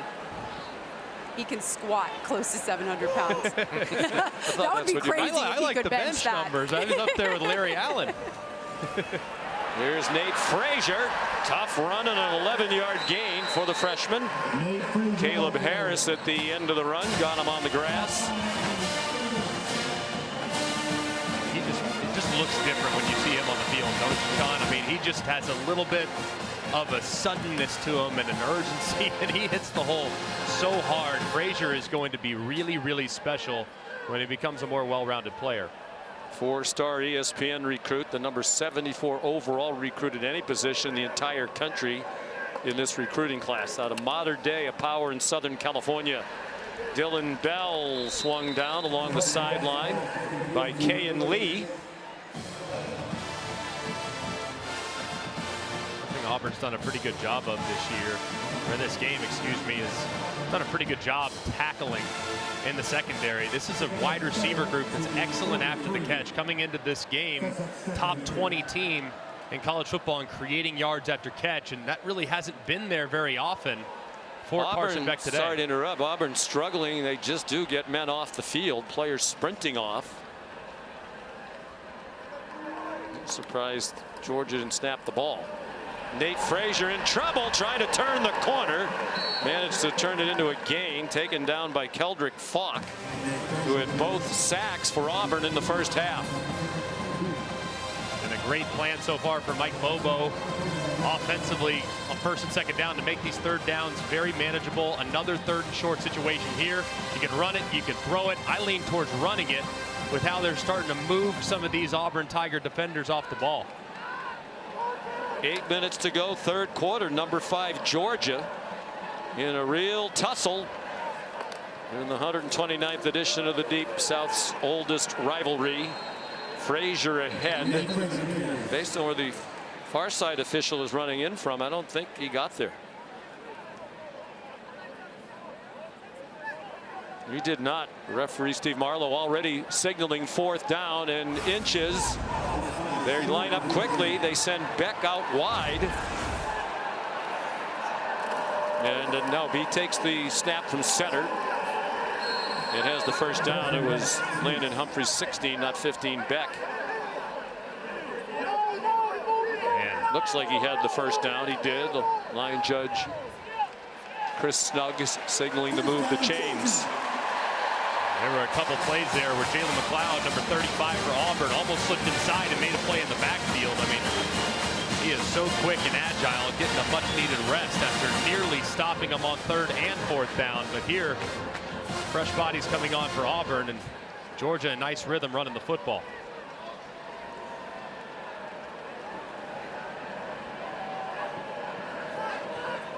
Trevor Etienne, the running back now. All day to throw, and back off target. Throw a wobbler, short and behind Dylan Bell. That's the kind of throw we rarely saw from Carson Beck last year. Yeah, I don't know what this was. This ball just kind of came out. He threw it really sidearm, and doesn't look like he didn't have a grip on the ball. It doesn't look like it's nose down. It doesn't get deflected. It just dives. There was a defender out in front of the intended receiver, but that is way off target, and that's an area where it's been somewhat unrecognizable, the misses from Carson Beck after being one of the best in football last year. Trevor Etienne picks his way out to midfield. Gets thrown back as he reached the 50. Here's 3rd down and a long 6. And again, they go quickly. Auburn trying to substitute. Georgia did not, but DJ Durkin got his subs on the field. Landon Humphries, the Vanderbilt transfer, was the motion man. Back after missing last week with mono. Down to 6 minutes to go, 3rd quarter. Like the matchup in the slot here with Lovett working against number 0, Keontae Scott. Back, throwing it deep. Colby Young, nice adjustment to the ball. Is it a catch? The officials looking at each other. And they're going to call it a catch with Kay and Lee in coverage. Wow, what a catch. 2 by Colby Young. Gives his quarterback plenty of room. Allows him to throw him away from it. Gets that right foot down just before he goes out of bounds. For a 27-yard gain. Here goes Etienne. Dragging tacklers down to the 2. 21 yards on that play. 1st and goal, Georgia. And an Auburn player on his knees just now getting up. It's Keldrick Falk. And how about the bounce at the outside by Etienne? Gives a little yada. Ooh, gets that right foot in the ground and makes Sylvester Smith, the safety, just completely whiff on the tackle at the 3rd level. Just an outrageously quick and decisive move there from the outstanding running back. Played 2 years at the University of Florida, transferred over here this year. And up to 79 yards, averaging 7.2 per carry. They're definitely feeding him, and that was a huge point of emphasis and priority coming into this matchup. The 79 yards rushing now matches his career high at Georgia. That's 79 against Kentucky. And he powers down to the goal line, short. Bidding for his 2nd rushing touchdown of the game, Jaron Thompson leading the Auburn defense at the goal line. 5 minutes to go, 3rd quarter, 2nd and goal, Georgia. Just a little bit of a potential touchdown vulture here. Etienne comes out after a much-needed rest, and in goes Branson Robinson. He stole one from him against Kentucky. Let's see if they do it here. He's powerfully built at 5'10", but 220 pounds. He didn't get there. This Kentucky defense rising up, forcing a 3rd down and goal. Auburn defense, pardon me. We'll have Kentucky on the mind for the last Georgia game. I would think here, if you're Kirby Smart, you're telling Mike Bobo, hey, 2 downs to get it here. 2 downs to get it. Here on 3rd down, I don't hate a little play action, maybe sneak somebody out in the flat, because you still have a chance here on 4th down. If he doesn't get out scot-free, you're running it again, because worst case scenario, you got Auburn in terrible field position. So 4 downs here. Time-consuming drive as well, more than 5 minutes. Etienne, the running back, out of the gun. Beck gave it to him. And touchdown. The official on the far side runs in and says no, but the line judge on the Georgia sideline has his arms in the air signaling touchdown.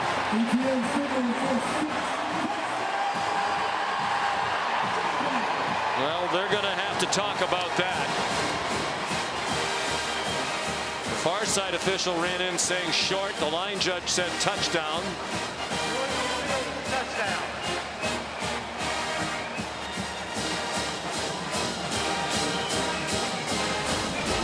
Freeze pleading his case. It looked like he got stoned right at the line. Where's the ball at that point? Well, you know, that's the view the line judge would have. Similar view right along the line. And I don't know how you could tell from the sideline, the first angle, that the ball broke the plane. ESPN Pylon Cam brought to you by Progressive. That's why the call on the field is so significant, because it being called a touchdown on the field now would lead you to have to prove beyond all doubt by way of video replay that he did not get in. So based on the looks that we've seen up to this point, I don't see enough conclusive evidence to overturn it.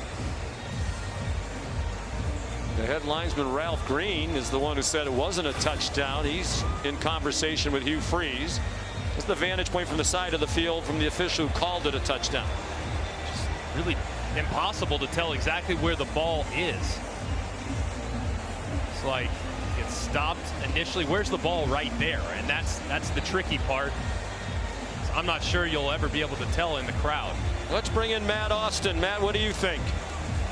Well, I'm glad you said think, because I do think he scored a touchdown, but I have not seen any view yet that shows the ball breaking the plane of the goal line.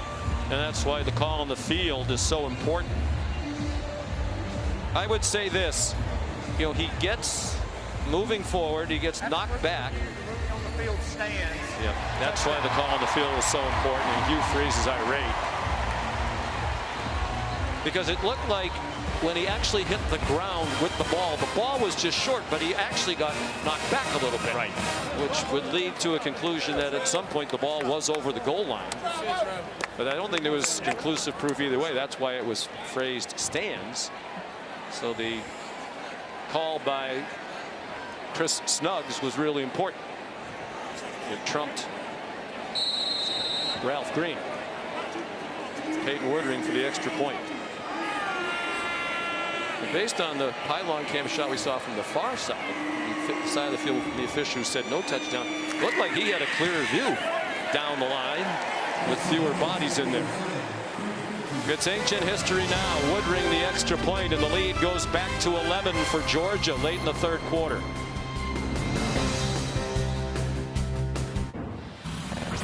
The SEC on ABC continues tonight after we're finished here in Athens. Josh Heupel in 4th-ranked Tennessee in Arkansas. Presented by Capital One. 4-0, 54 points per game. Dylan Sampson has 10 rushing touchdowns to lead the SEC. Alabama and Vandy have gone to the half in Nashville, and it's still a lead for Vanderbilt by 9. College football rankings brought to you by AT&T. Oregon won last night. Ohio State playing today. That could set up a battle of 2 unbeatens next week.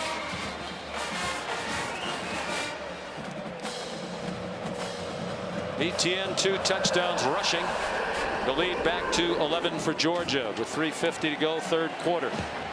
Jeremiah Cobb trying to go all the way across the field, and he didn't reach the 15. Picked up and driven back. Cole Spear made the tackle. There's a flag down.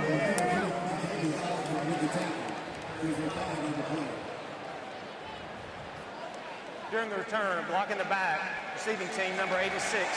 Half the distance to the goal, 1st down. Luke Deal called for the block in the back. bad one, too, as Dan Jackson's running right by, and Deal just pushes him right into the back. I mean, now on a kick return, you have a drive start at 5-yard line. I mean, just a critical error there by the 6th-year senior Deal. Against another 6th-year senior in Dan Jackson. They marched down the field and scored a touchdown on their last possession on 6 plays, all runs. The score from 38 by Hunter. He catches a ball out wide. And again, they're struggling to tackle him. Took 3 to throw him down across the sideline. Here's Molly. Well, Sean, on the sideline before this drive, quarterback Peyton Thorne gathered all of his receivers in a huddle and said they're going to focus on the run now. We need to take advantage of these opportunities in the passing game. He went over specifics with each receiver. He's been an excellent leader on the sideline, and he told us he's entering this game with a healthy desperation, saying a desperate animal is a dangerous animal. And you can see that in his play so far, guys.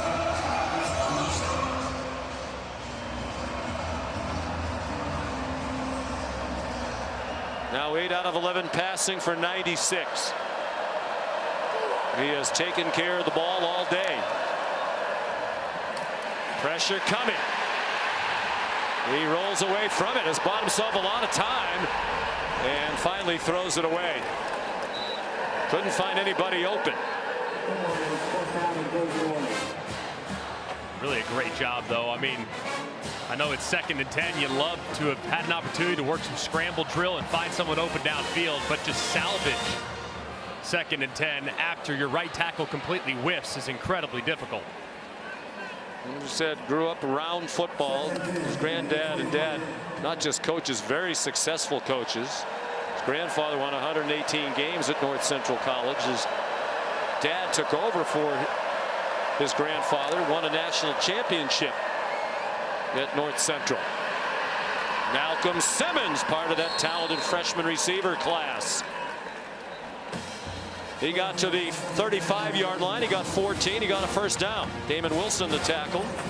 Really like that design from Hugh Freeze. A little fake, like they're going to hand it off to the right, come back, work a screen. And you got Simmons, who's got a lot of juice with the ball in his hands with plenty of open space. It's a good response after the incompletion on first down. And you would think now, after they're out of the shadow of their own goalpost, you would think now maybe start to lean on the run game a little bit because you've softened Georgia up through the air.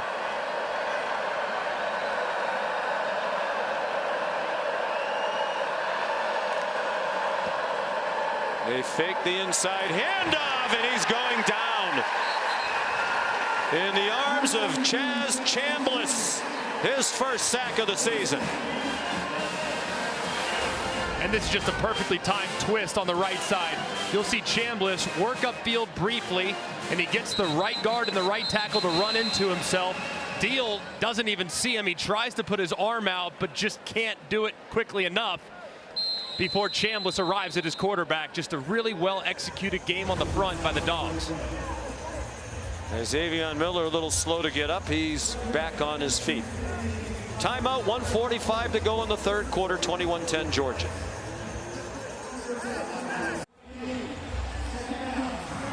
You're watching the SEC on ABC, presented by Burger King. Uga looking on, perhaps like a Whopper. Can a Bulldog have a Whopper? Absolutely. Of course. Xavier Miller, the right tackle, is out of the game. Dylan Wade's moved to right tackle, and Braden Joyner in at his left guard spot. First play, fourth quarter. Jarquez Hunter, a tough run. Excuse me, minute 20 to go. I thought that was the third quarter break. I was thinking so much about Burger King and having a burger.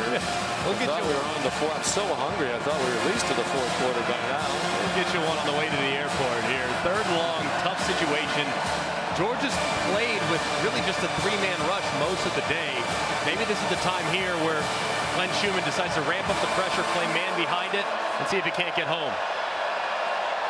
And it's third down and 8 for Hunter. Not past the initial down marker, but the one they need to gain is the 45-yard line, and the crowd making it difficult. The pressure picked up. The ball is caught, but it's short of the first down. Malcolm Simmons, the freshman from Montgomery, Alabama, the catch. Not much decision here. Going for it. 2-score game, still plenty of time. But still, I mean, feeling as though this thing could slip away, but a massive down here. They don't have to snap it here if Hugh Freeze wants a little more time to think about this. I probably would. This could be the game, so analytics supporting the decision. I try to dial up the best possible play call here on 4th and 2, and that's likely going to be putting it in the hands of Jarquez Hunter. Now we're going to the 4th quarter, and a huge 4th down upcoming for Auburn when we come back after this message and a word from our ABC stations.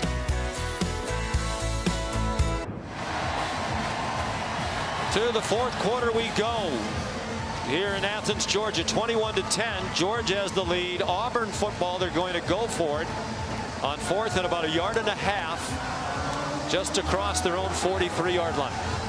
I like the decision. Analytics supports it as well. And I feel like here, 4th and short, you got to give it to Jarquez Hunter. He's your best player, number 27, the running back. Feed him, and he will get you where you need to go.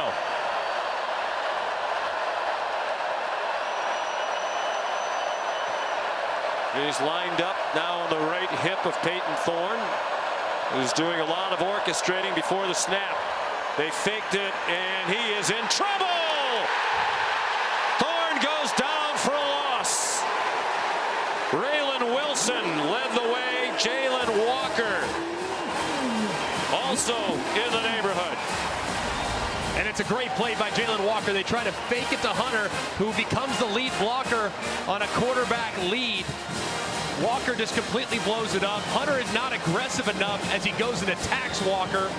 And as a result, there's really nowhere for Peyton Thorne to go. It's extremely well played by Georgia's defense, and Hugh Freeze really confused. Might have had some miscommunication there because that looked like a broken play from the get-go. Well, you think it was designed for the quarterback because they just assumed Georgia's going to pounce all over Hunter? That's what it looks like, and Thorne is getting an earful here because maybe he pulled the zone read, but Hunter looked a little surprised. He didn't attack it like he was a lead blocker. Not the first time Hugh Freeze has gotten after Peyton Thorne. Trevor Etienne, the ball carrier, he's dropped for a loss. Frustrations there. You can see on Hugh Freeze's face are boiling over. Critical down to distance, you trust your quarterback, and based on his reaction, his quarterback made the wrong decision. But now it's a huge opportunity for his defense to get off the field.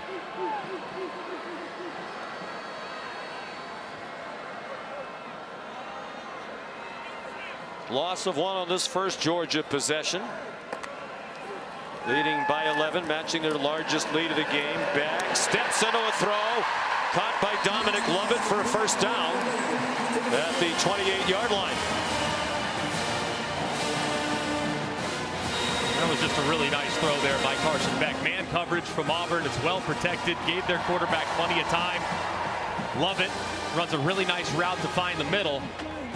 And this passing attack starting to open things up a little bit. Everything in the first half so close to the line of scrimmage. Now they're starting to push it downfield, and they're getting some positive results.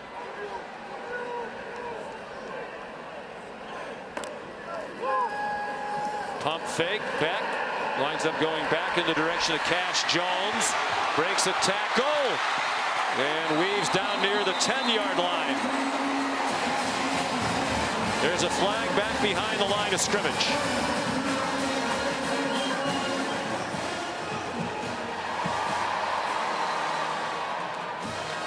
Personal foul, roughing the passer, defense number 35. Low hit on the quarterback. Half the distance to the goal, automatic first down. It's on Jalen McLeod, so that'll move the ball inside the 10. And McLeod trying to work around the left tackle, Ernest Green, and ball's way out of Carson Beck's hands. McLeod knows it immediately, points to himself, says, "My bad, man." It's a dangerous play there. Fortunate that Beck was okay. McLeod's a very good player, transferred from Appalachian State, where he played 3 years, now 2 at Auburn. Just 4 incompletions. Been a steady diet of short throws for Beck for the most part, and Etienne got walloped at the 3-yard line. Caleb Harris delivering the foremost blow. That's Nate Frazier who's in the game. He'll come out now. You got to think. I mean, they just have Auburn on their heels a little bit.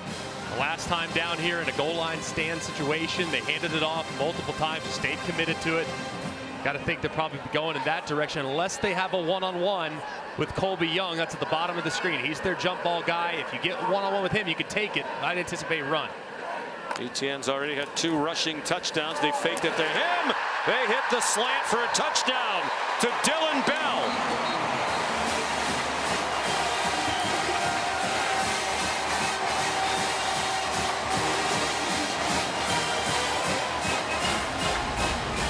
RPO and a perfect throw and route by Dylan Bell. He's patient at the top. He's able to set up the defender, break inside. The throw is exactly on time off the quick play action. And it's a great decision. When you get that one-on-one, you can pull the trigger, but you got to give your receivers time to get open. They did it that time, and he was rewarded with a great touchdown. Peyton Woodring trying to make it an 18-point game. After the 4th down stop and the turnover on downs, just 5 plays to go, 40 yards for Georgia. And a 3-yard touchdown pass, Beck to Bell. Woodring's extra point is good.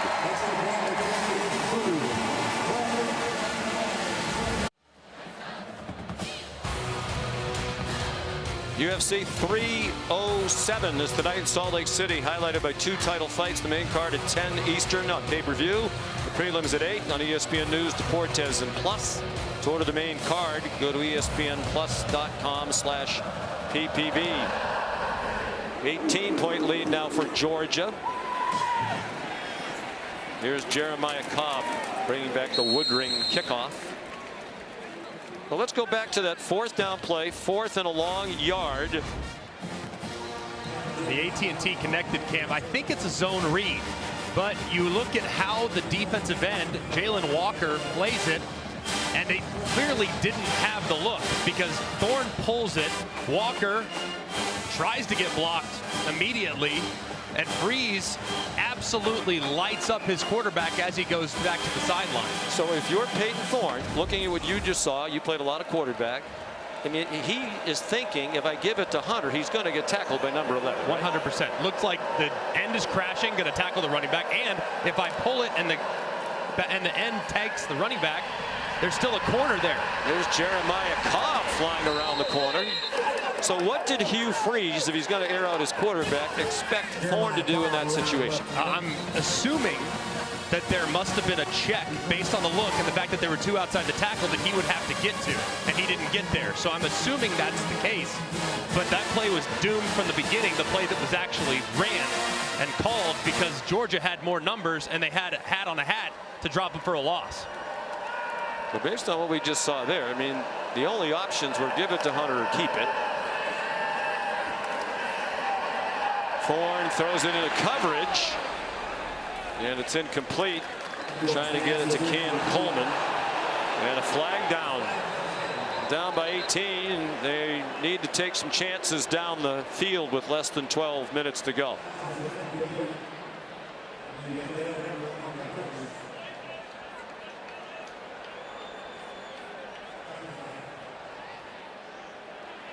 Pass interference, defense number 6, 15-yard penalty, automatic first down.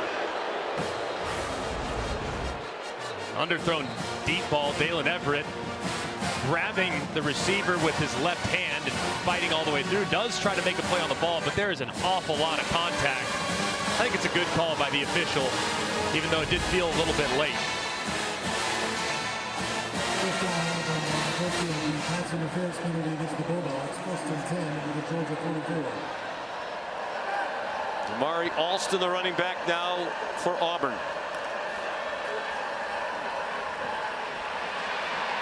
Thorne will take what he can get Kept his eyes down the field for a while. Couldn't find anybody open. Short gain. Chased out by Xavier McLeod.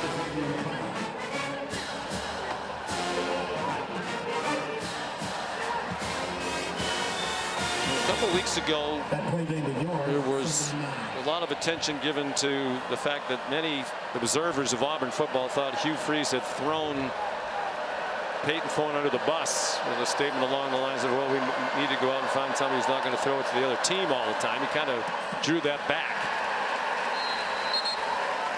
Pass batted down again by Xavier McLeod. I just would think this is a hard offense to play in. He talked about the turnovers earlier. We asked Hugh Freeze last night. He was a big RPO guy. When he's been a coach in the SEC, the turnover numbers have been high.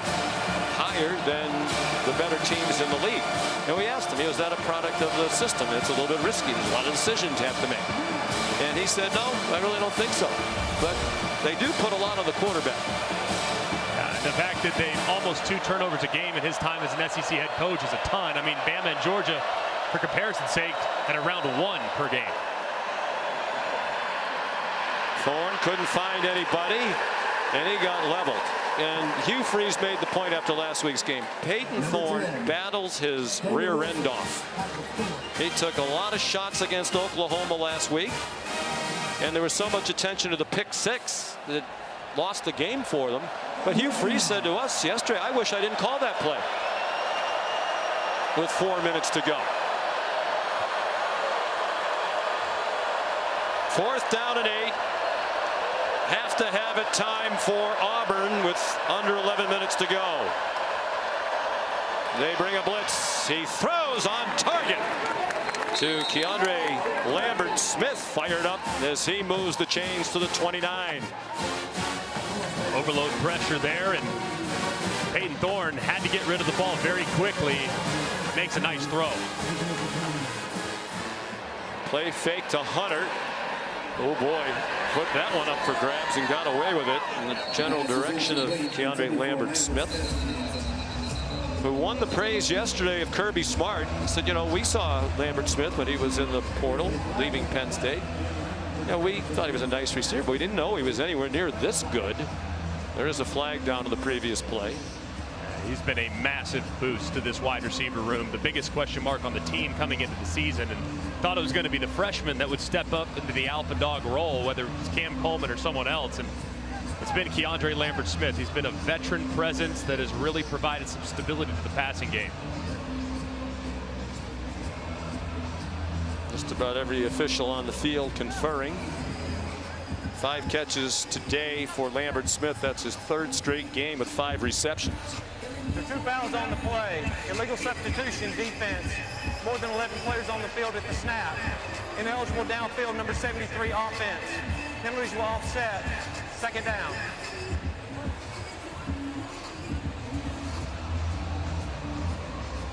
They were able to catch Georgia in a substitution there, but because the RPO and Peyton Thorne, assuming there was a free play, he tries to take a shot. His offensive lineman, Percy Lewis, just a little bit too far downfield. So the ball's at the 29. It's 1st and 10, 10 minutes and 11 seconds to go here in Athens, Georgia. Bulldogs have not lost back-to-back regular season games since 2016, Kirby Smart's first year. Open receiver, and it's incomplete. Malcolm Simmons had a step on the defense and couldn't take it in. Jonel Aguero rallied back to the ball. And he had a step. Ball is just the tiniest bit underthrown, but one that you would hope your receiver would catch. Just clearly loses it as Aguero closes, but man, it's right in your hands. And I know that Peyton Thorne gets a lot of blame, but that's one that the receiver absolutely has to reel in. Simmons, terrific athlete from Montgomery, 3 times the state high jump champ, twice the long jump champ. Officially 2 Auburn drops today. That's one that easily could have been caught. Catch made short of the 1st down by Lambert-Smith. He fights to get close to the marker, and there's a flag down at the end of the play.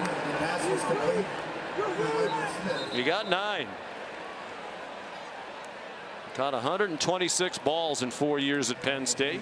They're going to probably look at this. I mean, this is a big collision from Chaz Chambliss that was converging on Lambert Smith as he was fighting for more yards. Flag was thrown right around there, so big collision, and potentially, if for whatever reason Lambert Smith was down, this could potentially be targeting. Personal foul, targeting defense number 32. Previous play is under further review.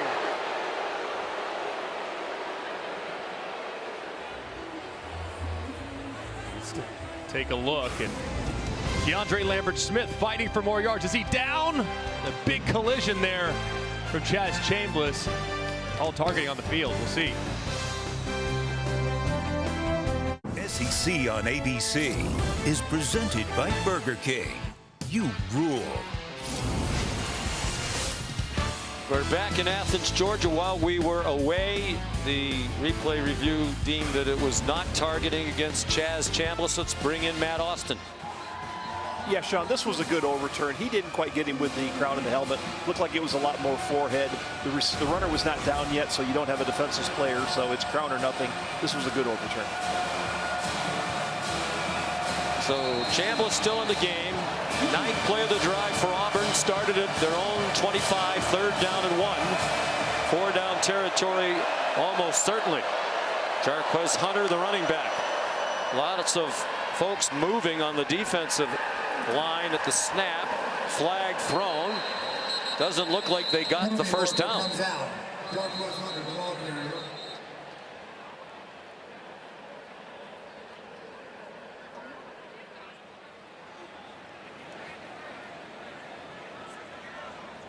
Personal foul, hands to the face, defense number 32.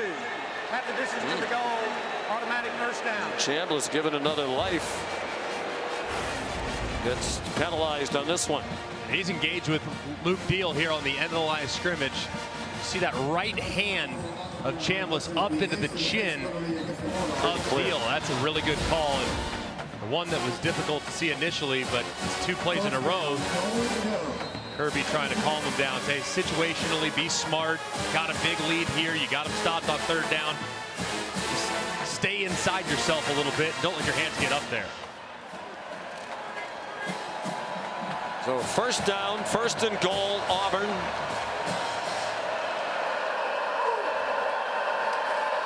Hunter, the running back. Thorne gave it to him, and no gain. Malachi Starks first there. Nazir Stackhouse helped as well. The clock goes under 9 minutes to go. Need a little more urgency if you're Auburn here. I mean, possessions are at a premium with it still being a 3-score game.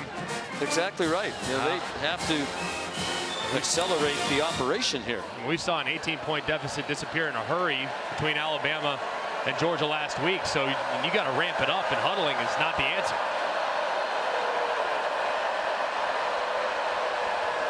Second straight snap. The clock went under 10. Jeremiah Cobb, very little there. Ran into K.J. Bolden, freshman from Buford, Georgia. And again, players trotting on and off for Auburn. You would think, I mean, this would be a almost 2-minute situation. Trying to put their foot on the gas and go.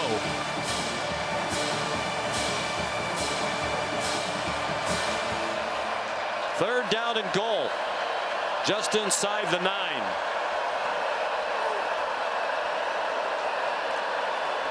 Peyton Thorne trying to run away. Starks on the safety blitz, and the throw is short. He had to get rid of it. Starks was right on his tail. And a field goal would make it a 2-score game, but the field goal is anything but guaranteed the way they've kicked it. And at this juncture, you'd have to think, Greg, that's not going to do him any good. Yeah, I mean, looks just like as we say it, here it comes. They're running them on anyways. But, I mean, like you said, I'm tempted there to probably just go for it, even though the 2-score game's nice. But, man, these field goals have been tough to come by the last couple weeks. The 26-yard attempt. He made one from 27 earlier. Did Towns Magoo. And that one's right down the middle. Had one blocked in the first half. A long try. First block field goal by Georgia since the SEC championship game against LSU in 2022. Thorne did all he could do. Couldn't complete the pass. It's 28-13 midway through the fourth quarter. Coming up after we're finished here in Athens, Tennessee's at Arkansas. The Vols led by Nico Iamaleava, a talented freshman from Long Beach, California, has them flying up and down the field. 54 points per game to lead the country. Arkansas has won the last 3 meetings. They decide to kick it away, down by 15 midway through the fourth quarter, and it's a touchback. Here's Kevin. Sean, we're keeping an eye on what's going on in Nashville. SEC Network, #1 Alabama, down 16 at one point to Vandy, and Jalen Milroe going in. Love the play call. Pull the center, pull the front side guard, quarterback power, downhill. The Tide still down 23-21 in the third. Back to you. What a performance by Milroe last week against this Georgia team. Ran for 374, passed for 374, ran for 117, 3 total touchdowns. Carson Beck flagged down on the snap. Beck for Lawson Lucky, and he couldn't come down with it. Athletic tight end across midfield, double covered by Kayan Lee and Caleb Harris. There is a flag thrown at the line. I think they're going to get a legal shift. Illegal motion, number 5, offense. Player went into motion from the line of scrimmage. 5-yard penalty, first down. Anthony Evans called for the penalty. Second down. Lawson Lucky is shaken up on the play, and this was a really dangerous decision from Carson hard Beck. on that right arm. Lands really hard, but throw into double coverage, force your tight end to go high point it when really the only way back in this game is by turning it over and giving Auburn new life. Like, you can't throw that ball into traffic like that. Ranson Robinson plastered by Keldrick Falk. He's been impressive. Sophomore from Highland Home, Alabama, on the all-freshman team in the SEC last year. This is a big down here for Georgia. They've done a good job on the underneath throws pretty much all game long. Haven't had much downfield. Do they maybe just opt to run the ball here? Maybe they catch Auburn off guard, crease them with an outstanding running back, maybe keep that clock moving. 3rd down and 9. They fake a quick pass in one direction, throw it back to Etienne, and he battles close to the first down. He's just short. According to the official on the near side, DeMarcus Riddick missed the tackle. Georgia's lining up as if they're going to go for this 4th and 1. Auburn's got an injured player. They do. They weren't even bothering to line up because they knew Falk, who's had 6 tackles, 2 sacks today, was down on his knees. He has really battled today, and I know it's 4th and short. Be curious to see what the analytics say here. I always like 4th and 1 even backed up. You got to punt it away, I would think.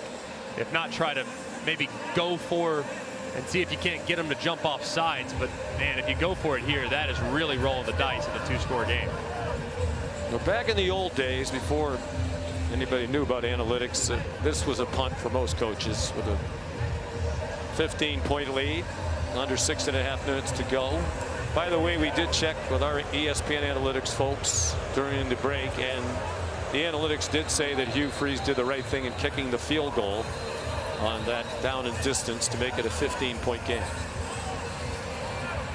Hindsight being 2020, he made it, no problems whatsoever. So,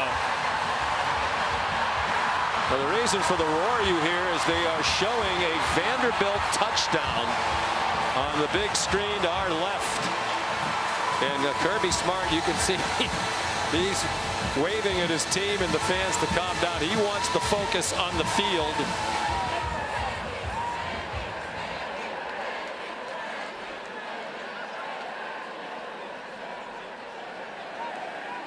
So you think they're going to go for this? It's about less than a foot, it seems, from here. I wouldn't. Not in a 2-score game with how your defense has played. You've allowed 13 points. Why give Auburn the short field? But I'm perfectly fine sitting up there, setting my offense up there, seeing if I can't draw them off sides with At a least hard run count. the clock all the way down, too. Exactly. I mean, there's still 30 seconds. Yeah, the clock's moving anyways. But, I mean, you might get it for free if you can get them to jump in the neutral zone. Such a well-coached team by Kirby Smart. 97-17 in his 9th year. 1-6 against Alabama, 96-11 against everybody else. They're over the ball. They are going to snap it, and Etienne looked like he got it with the spin. And these two officials running from the sideline are going to make sure they're both on the same page. It is a first down. Here's Kevin Nagandi.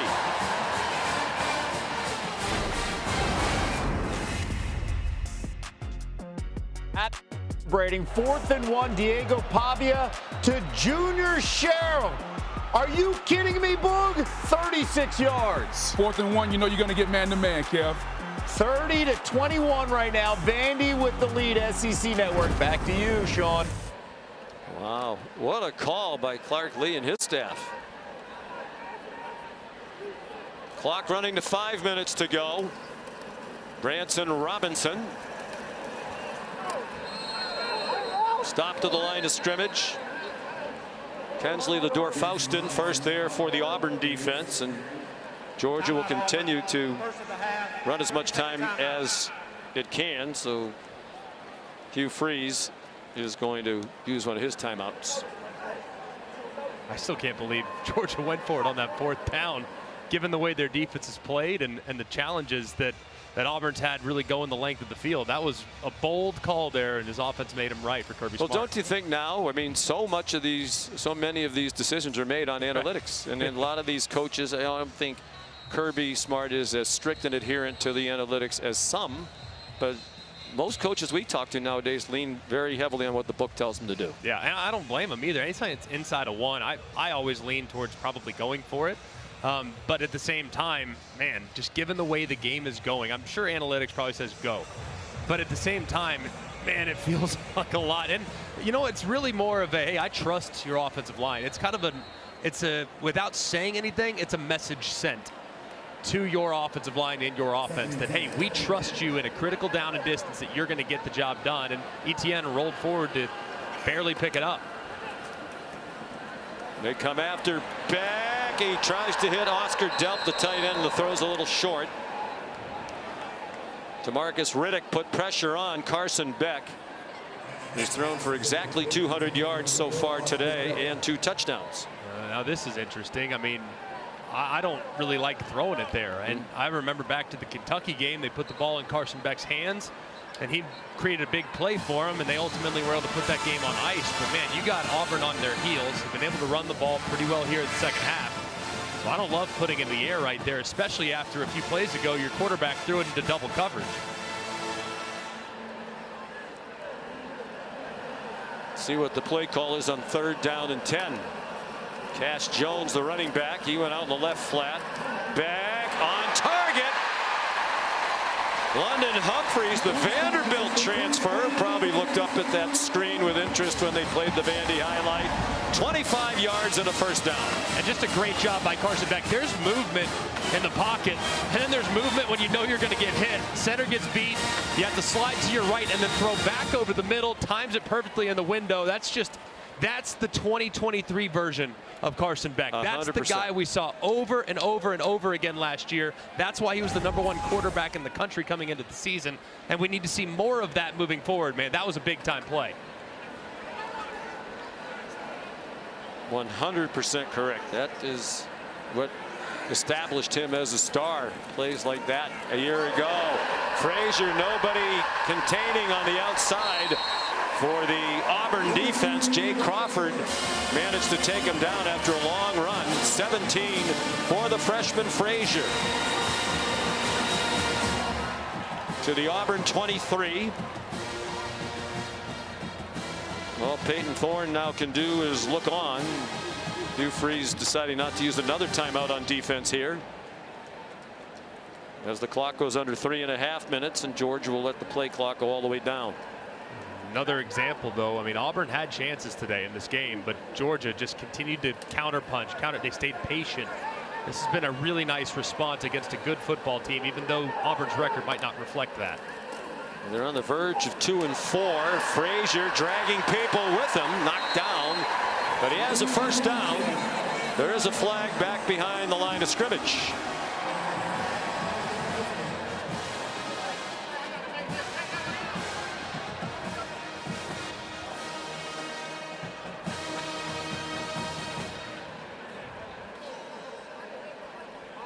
There was a big old lineman running downfield. They cleaned up the pile pretty good, and there's a flag over there. On the play.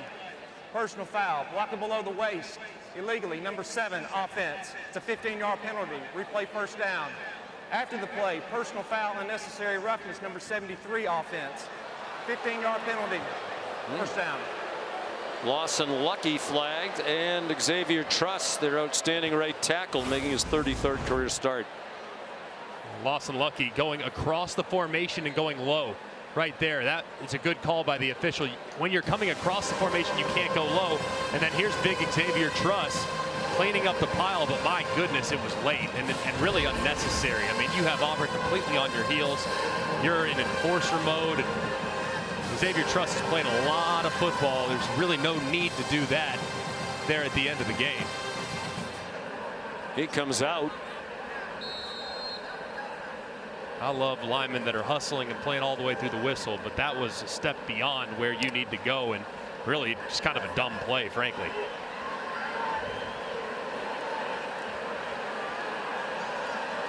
So they're way back on their own 43.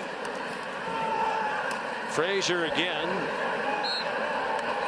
Stopped for a short gain. And no timeout here from Auburn.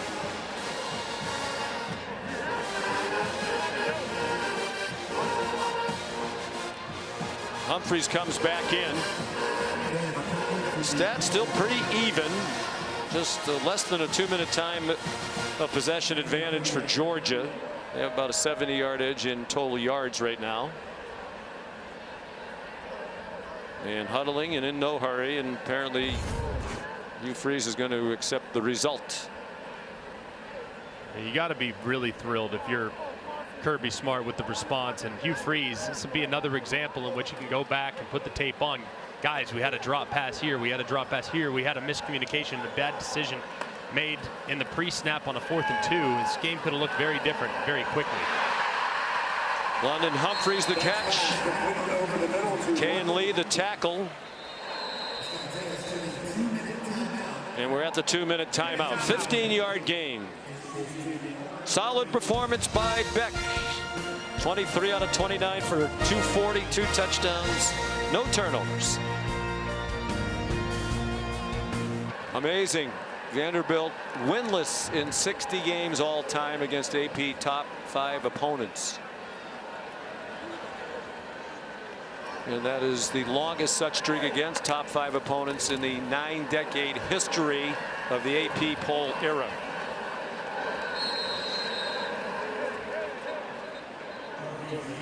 Trevor Etienne just running out the time. No, Ole Miss is going to use a timeout now. With 1:54 to go. You're watching the SEC on ABC.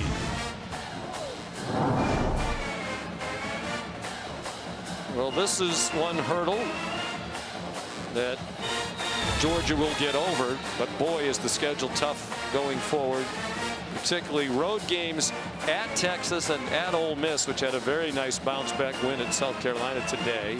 The last report leading big against the Gamecocks. And they have Tennessee, number 4, to deal with as well.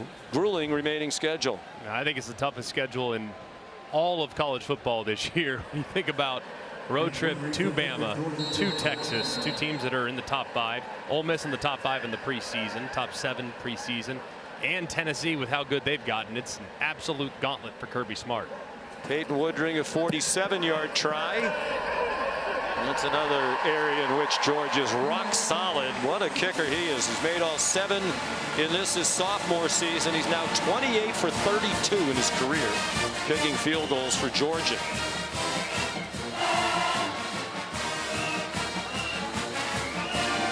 Based on what we've seen so far in this SEC season, do you have an opinion about the best team? Well, I had an opinion prior to today's game. Your alma mater?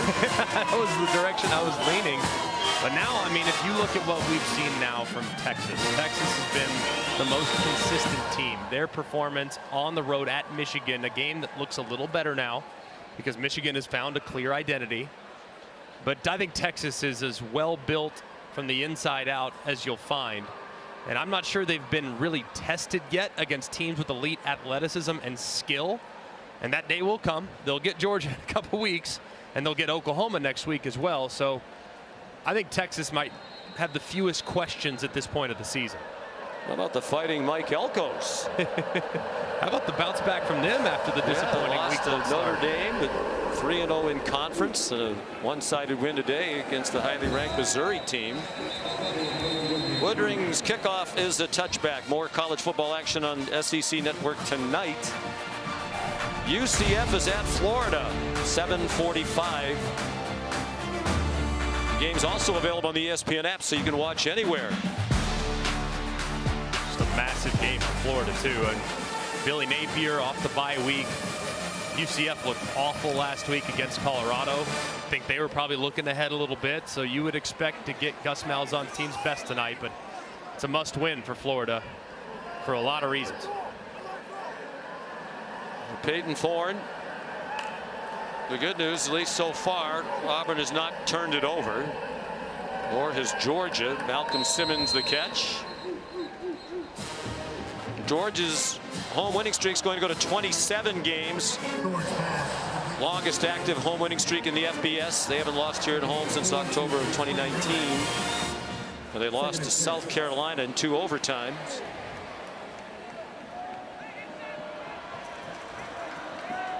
It'll be 8 straight wins over Auburn in this rivalry. The second longest streak for either team. Simmons got blasted by Dan Jackson, but held on for a big game. Dan Jackson told us yesterday he's not even the best athlete in his family. His younger brother, who's a student here in Georgia, just completed an Ironman competition. Jackson went up to Maryland to cheer his brother on. When you were in college at Cuse, the Harvard of Central New York, did you train for a lot of Ironman competitions? Not that involved athletics. DeAndre Lambert-Smith the catch to the 30-yard line. Dan Jackson was great to talk to yesterday, wasn't he? 2 years a walk-on, scout team, no action. It was that 3rd year when he blocked the punt against Arkansas. He said, you know what, I belong. He's in his 6th year now. We asked him yesterday, well, they obviously put you on scholarship, right? He said, no. He said, I don't need it now with NIL. I have enough money to cover it. There's the block punt here in 2021. He said he still can hear the roar. Couldn't believe how loud the crowd was. Had a chance to go to Air Force, Mercer, but really no other major opportunities. And today, the block field goal. Just leaving his body on the line, too. And an interesting kid, man. I mean, look, in the era in which it's about NIL and transfer portal and playing time, and I got to get this and I need mine, I got to get that. There's nothing wrong with that at all, but it's cool to see players like Dan Jackson, still a walk-on, embracing the place, leaning into being a student at Georgia and having a terrific experience that includes a couple national championship victories. His older brother Sam came through Georgia, went to dental school, going to practice dentist like their dad, dentistry. Younger brother Will is a student here, the one who just did all the running and biking and swimming. Get tired just thinking about that. So that was about 14 hours. Peyton Thorne, incomplete. Down to 1:20 to go, trying to get it to Malcolm Simmons. Intended for Malcolm Simmons.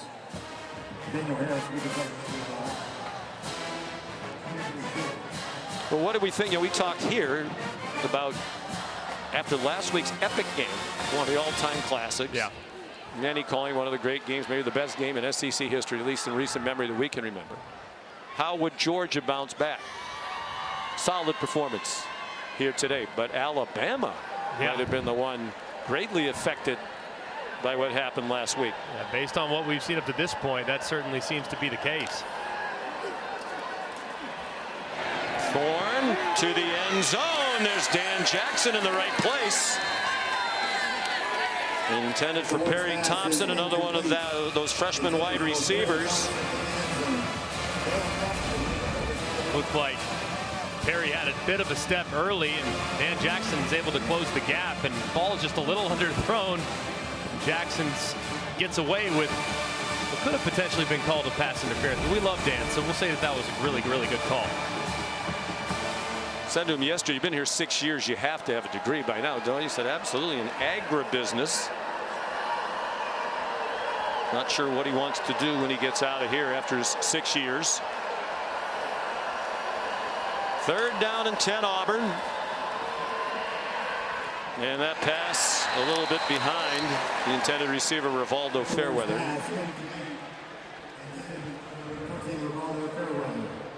Vanderbilt still leading by 2 on SEC Network against Alabama. It sounds like we're encouraging people to leave us, which is not typically what we would do. Well, I think knowing these two fan bases that might still be with us, they have a very vested interest in what's going on right now in Nashville. Vandy has kicked a field goal and now leads by 5, 33-28 in the early stages of the 4th quarter. I have a feeling Mr. McElroy will have that one on as soon as we're finished with the final minute 10 here. Last call for Peyton Thorne, who escapes, throws on the run, low throw. Did he catch it? Thorne's pass is incomplete. No, it's incomplete. Perry Thompson tried, couldn't get it.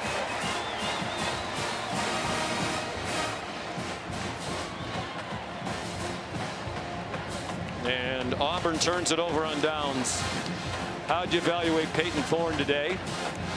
Some good, some bad. I mean, I think the 4th down, I don't know what the call would have been there. I don't know what it was supposed to be, what the options are to get out of that play, but whatever play they ran was a disastrous decision. I think he's made some great plays. He's had a couple balls that were dropped in the end zone on well-thrown footballs. He's not turning the football over. I think he escaped a few times with his legs. I thought he played fine. It just, to beat a team like Georgia, you need a Herculean effort from your quarterback, and he just didn't quite get that. Well, I hope somebody asked Hugh Freeze after the game what that was supposed to be, because I think it's a really bad look, you know, lighting up your quarterback like that when you look at the replay and you wonder, well, what was he supposed to do? I'm guessing there's some type of adjustment that could have been had, because the play they ran had no chance at all, just given the numbers. Some of that has to be on the play caller, does it not? Well, the quarterback has freedom to get to whatever they got to or get out of whatever they were in. Quarterback bears responsibility as well. But I don't know what the circumstances were. All I know is it was a terribly executed play. Well, they think the future's bright. They had one top 10 recruiting class in the most recent cycle, and Hugh Freeze, by most reports, and his staff have a top 5 recruiting class so far, with an eye toward the next recruiting cycle. Those two men are friends. And the frustration continues for Auburn. Did not turn it over at all today. Here's Molly. Carson, you told us last week's loss heightened the focus and hunger of this team. How did that translate to the field for you in this game? Yeah, I mean, I thought our team's focus coming in on Monday, the preparation throughout the week was unbelievable. I mean, you could see that heightened sense of focus from the second that we came in, and we came out and executed on both sides of the ball, I thought, and I think that preparation really helped us in the game. With about 5 minutes to go, your offense converted a 4th down. What kind of statement did you guys make with that decision? Yeah, I mean, in that point of the game, you get a 1st down. I mean, you're starting to get close to where the time's going to start running out, make them start using their timeouts. you get that fourth down, I mean, the game's almost over. It's not over, but, you know, it really builds that momentum. It's a big momentum shift in our favor. I mean, great call by, you know, Coach Smart to go for it. I don't know if he would usually do that, but felt it in the spur of the moment. And, I mean, the O-line got it done, running back when it got it. I know it's been a tough week for you guys, but this was a well-rounded win with a blocked field goal, your defense with their own fourth down stop, your offense firing, no mistakes from you. What did you learn about this group this week through this adversity?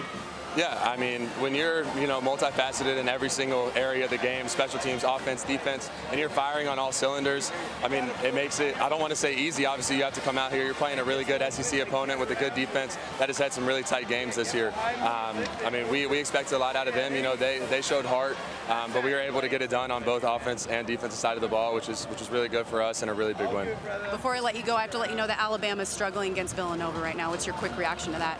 I mean, we're focused on this game. They kept putting it up on the TV, and all our fans are cheering. We're like, lock in, man. Like, just focus on this. We're sitting here playing this game, trying to win. But, you know, it is what it is. I mean, I don't know the score. I haven't watched it all, but, yeah, it is what it is. All right, congrats on the win. Thanks, Carson. Thank you. Guys. So Georgia wins at home again. Don't forget, coming up tonight at 7:30. Tennessee's at Arkansas. Now for Greg McElroy, Molly McGrath, our terrific crew led by Phil Dean and Scott Johnson. Sean McDonough saying so long from Athens, Georgia. Etienne a couple of touchdowns running. Jarquez Hunter got them back in the game. But at the end of the day, Aga prevails. We'll send you back to the studio.